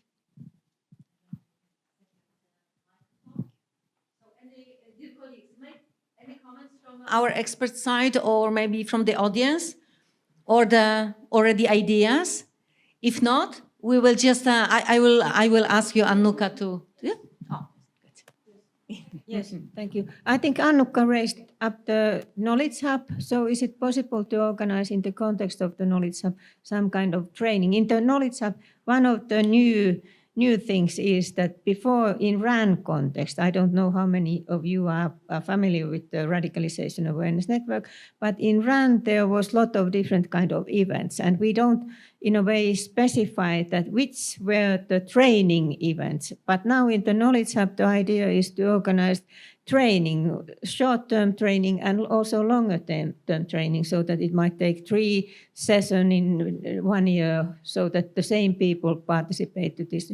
So it could be possible, according to my understanding, to organize this kind of training on methods that Annukka was asking for in the context of the training program in the Knowledge Hub. But it's your task to sell this idea to the consortium and then to the commission also. Thank you. Yes, so thank you, Tarja. I would like to ask you, Annukka, if you could just write down your suggestion on the flip chart. So we will collect it together with the suggestions from all sessions, and we will, yes, so we will be working on it. As we already mentioned, this is our goal, to be in touch with the EU Knowledge Hub and to really to take care of the utilization of our tools. But we see also that we will provide the ideas for the training. So, any other comments, questions? Yes. Oh, yeah. Thank you very much. So, a lot of the time when we're doing evaluations, I feel like we've got too much trust put in us as evaluators or academics or wherever we come from. And that means that sometimes the things that I write are taken as golden and not really questioned, which is great for my ego. But I feel like I could write a report on the data that I've collected on one program where I've had a month to do the work and very little data, and write another report based on 3 years fieldwork and endless data, and it would be taken the same by policymakers or practitioners. They would read it, and because I'm an academic and I write well, etc., they would read it and say, well, these findings are both good. And I feel like we should be going the extra step to help non-researchers understand the evidence that we have, the reliability of our data, and in particular, trying to be specific, in process tracing, a particular type of evaluation methodology, there are like 4 tests that you can run on how good your data is. And they're really simple, like they're written in layperson terms. I feel like we should be using something like that to help people to understand the strength of our evidence. Because if we then want our work to be used, people should be using it with how strong it is in mind, if that makes sense. Yes, definitely. It has a sense, because we had in the beginning when we started to work together, it means what I mentioned already, practitioners, policymakers, and the researchers. So we couldn't find, we couldn't speak one voice even within the consortium. So it was needed to take one step back and to understand what we are talking about, because we all understood slightly different the evidence, so we had to define, what we are trying to achieve. But as the first, we had to understand jointly what we are talking about. So this is absolutely important. Again, it seems to be obvious, but it's not so easy, to make it, the really understandable and easy to digest. Because, but it was the discussion between between us and the groups of the policymakers, practitioners, and researchers. And of course, everybody has own argument, like, no, because this group is, talking about the evidence in this way that it's not really valuable for us. For us, something different is important. So, and then the second group was saying, no, because they don't want to understand us. So it was really, really important to bring people together and to define the main terms together, so it's very good. And then it's also important for utilizing the evidence from science, because we have a lot of researchers, dealing with the issue of PVE, CV, and radicalization, also working on evaluation. And then when the science is not applied in practice, so it's still important, but sometimes that it's just landing on the shelf, and it's very pity, because it's a very good work done, and applied in practice would improve, the field of practice. So this is very important, but then it's really needed to understand it from both sides and meet, drink a coffee together, and really, to translate, let's say, the science into practice, but also practitioners have to explain what they need, to researchers. Because very often, I have an experience from, I was nearly 20 years a police officer serving for the Polish police. And then it was the situation like this, that we said, yeah, but we need the researchers who will help us, to prepare the solutions that can help us work in practice. But then when we met them, we weren't able, to explain what we need. So those poor researchers, really keen on working with us, they simply couldn't prepare, what was needed, because they didn't understand what we need. So it's from both sides. It has to be dialogue to understand each other, and then I'm sure that the work will be efficient, and we really will harvest both, because researchers, they will do the work, and practitioners will get, the material solutions, tools that will help to solve the problem, or at least improve the situation, or make the work of practitioners easier. So thank you for this. Tom, I will ask you also, to write the sentence with the suggestion. And I'm going with the microphone to Antonio. Please, Antonio. Can I quickly respond to Tom as well? Because I really appreciate what you said, Tom. I wrote once a presentation on evaluators escaping transformation, and the ESCAPE acronym was kind of showing different problems like surety of our work and the privilege and the and different exceptionalism and other problems that we have in our field, and how we are being treated. And then there is another acronym, enacting transformation. Anyway, very interesting thing. If you're writing well academically, maybe we can write a paper together, because I'm horrible on it. Anyway, because I work more recently in the green transformation, and recent social impact assessments that I started to do, I do from a perspective of community-led research. So when I know I wouldn't be able to invest so much in the relationship with the community, or I don't have that much of a time budget, I ask the gatekeepers, I ask people with whom I do the initial discussion, and that's also like several steps to kind of facilitate that discussion. But from that discussion, some of the leaders I later, for example, asked to do the survey. So this was people from the community trained by me going into community and doing the questionnaire. And that's a very different, range of access that they had than I did. But yeah, and I wonder what's the gender aspect there, because I think we women kind of struggle more with the imposter syndrome. But anyway, I'm really very much appreciating the vulnerability you shared. So maybe another topic following one of the last indication concerning the AI, since the AI will increasingly tackle our lives, so also the tool to perform the evaluations could be used could be developed through the use of AI systems. So maybe to take into consideration the legal requirements, the obligation prescribed by the new regulations on AI. So in terms of transparency during the development and training of the algorithms, and also the necessity to ensure human oversight on the evaluations, because the AI could help but cannot substitute the humans, especially in the evaluation, and also the information and transparency against the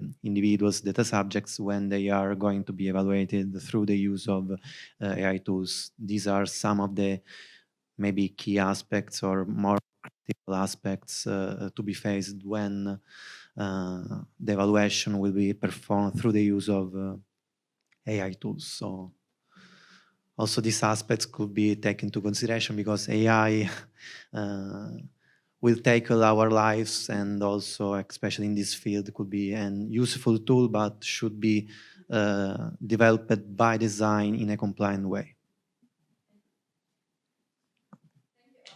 Very much. Any comments from our experts?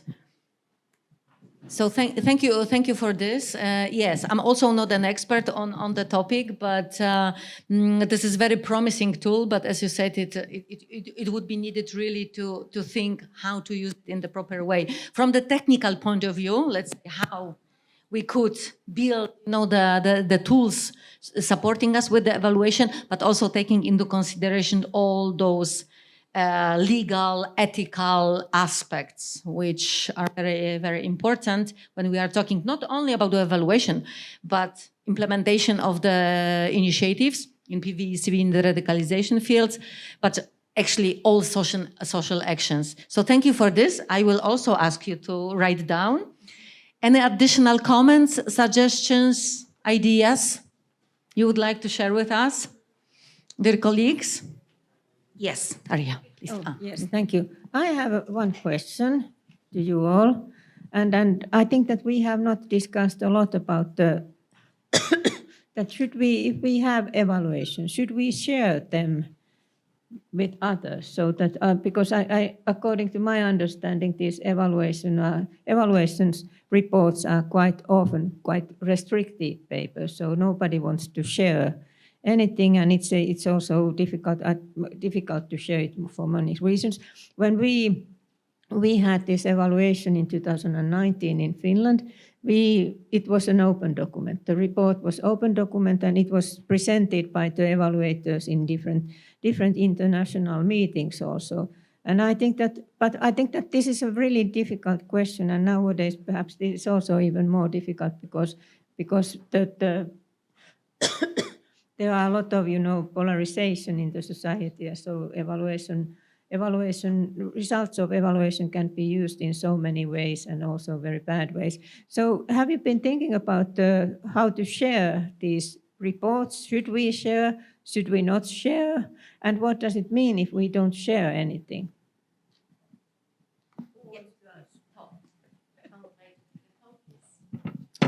I'm surprised Dan's hand didn't go up, because I imagine we're thinking exactly the same. Dan and I have worked a lot for the UK Home Office.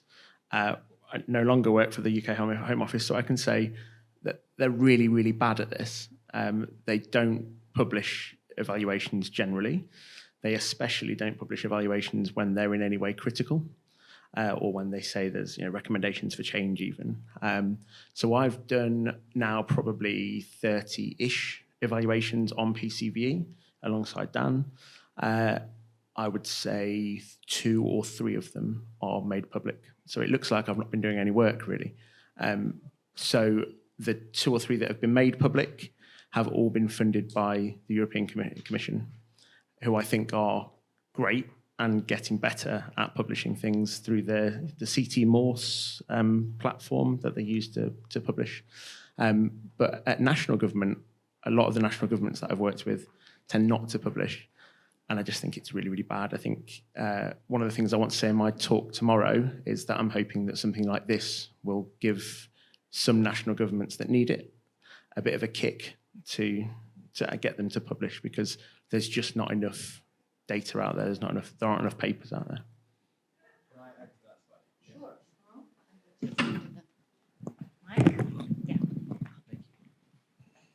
So yeah, I agree with what Tom said, and it was broadly what I was going to say. But I think the general point is the amount of wasted resource and relearning the wheel and doing the same stuff over and over because the data doesn't get shared, the processes don't get shared. Nearly everyone today has talked about lack of resources, lack of funding. It's all there. The information is all there. It's just finding a way to share it, and it will stop us having to learn from scratch every time again. So I think it's a really good point. We should get better at sharing. Any other additional comments, dear colleagues? So, but I would like to add just one thing to this, because I think that it depends, on the country, on the organization, on the level of the implementation. Maybe on this national level and this public administration and the institutions like a home office or the services, I think that it's not so easy, yes, because I think that this is a quite common feature for all member states, that those institutions representing public administration, they are not very keen on publishing, any kind of results, especially evaluating their work. But at the same time, I think that, when we are talking about the prevention and the preventive measures like long-term comprehensive programs and mainly implemented by educational institutions or the NGOs, I think that it's a better. I can say from our own experience, PPHS, so we implemented a long-term we prepared a long-term educational program. Then we had a pilot implementation to provide also to conduct formative evaluation to check what worked, in the assumption. And it was our goal, and we did it, that we share the outcomes from the evaluation with the stakeholders. It was our goal, because we knew that when we will share it, we checked and discussed with them, how the assumptions of the program worked during this pilot implementation, and then we will be able to reformulate them, this main implementation will be smoother, and our program will be more efficient. So our stakeholders were from the school, from the secondary school, and they were more than happy to listen. And actually, we even shared, the results of the evaluation. And through the school, the parents who were the recipients of the program, they also received, the results. The same with the pupils who participated in the program. Through the school, they received, the conclusions from the evaluation, because we were working together on this program. So, and the main idea was to use this participatory approach and really to build program which refers to the real identifying needs of recipients. So, but still, I know that this is not very common practice, but yes, we are more than open to share, how we did it. So, we have to work on this practice. Yes. Thank you very much, and I'm happy that you have been thinking about this issue of publishing these reports, and so, because I think that it's also important part of the accountability. We do evaluations because we want to be somehow transparent, but we also want to be accountable of the money and all the resources that we have.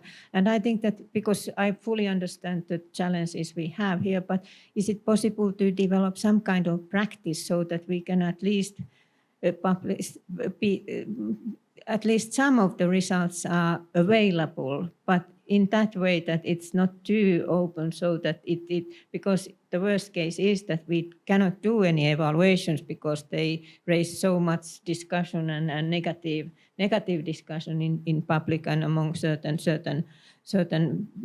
stakeholders, and so that's the worst case that can happen. But can we develop some kind of compromise so that we can share some of the results, so that we can show that we really do good work, we work with these issues and we learn, and so that kind of things. And then we can learn from each other, because that's an important point, that we can learn from each other how to do evaluations. And that's really difficult if we don't share anything. But some kind of compromise, that could be an interesting thing. one. Thank you, Tarja. I also would like to ask you in order to write down the suggestion that this kind of practice would be needed to develop, how to, or to some extent, the sharing of the results of the evaluation should be like a standard, the procedure. The last question, because I see that I'm stealing from you 5 minutes of your coffee break. So do you have any additional comments, questions, or ideas to share? If not, so please enjoy the coffee break.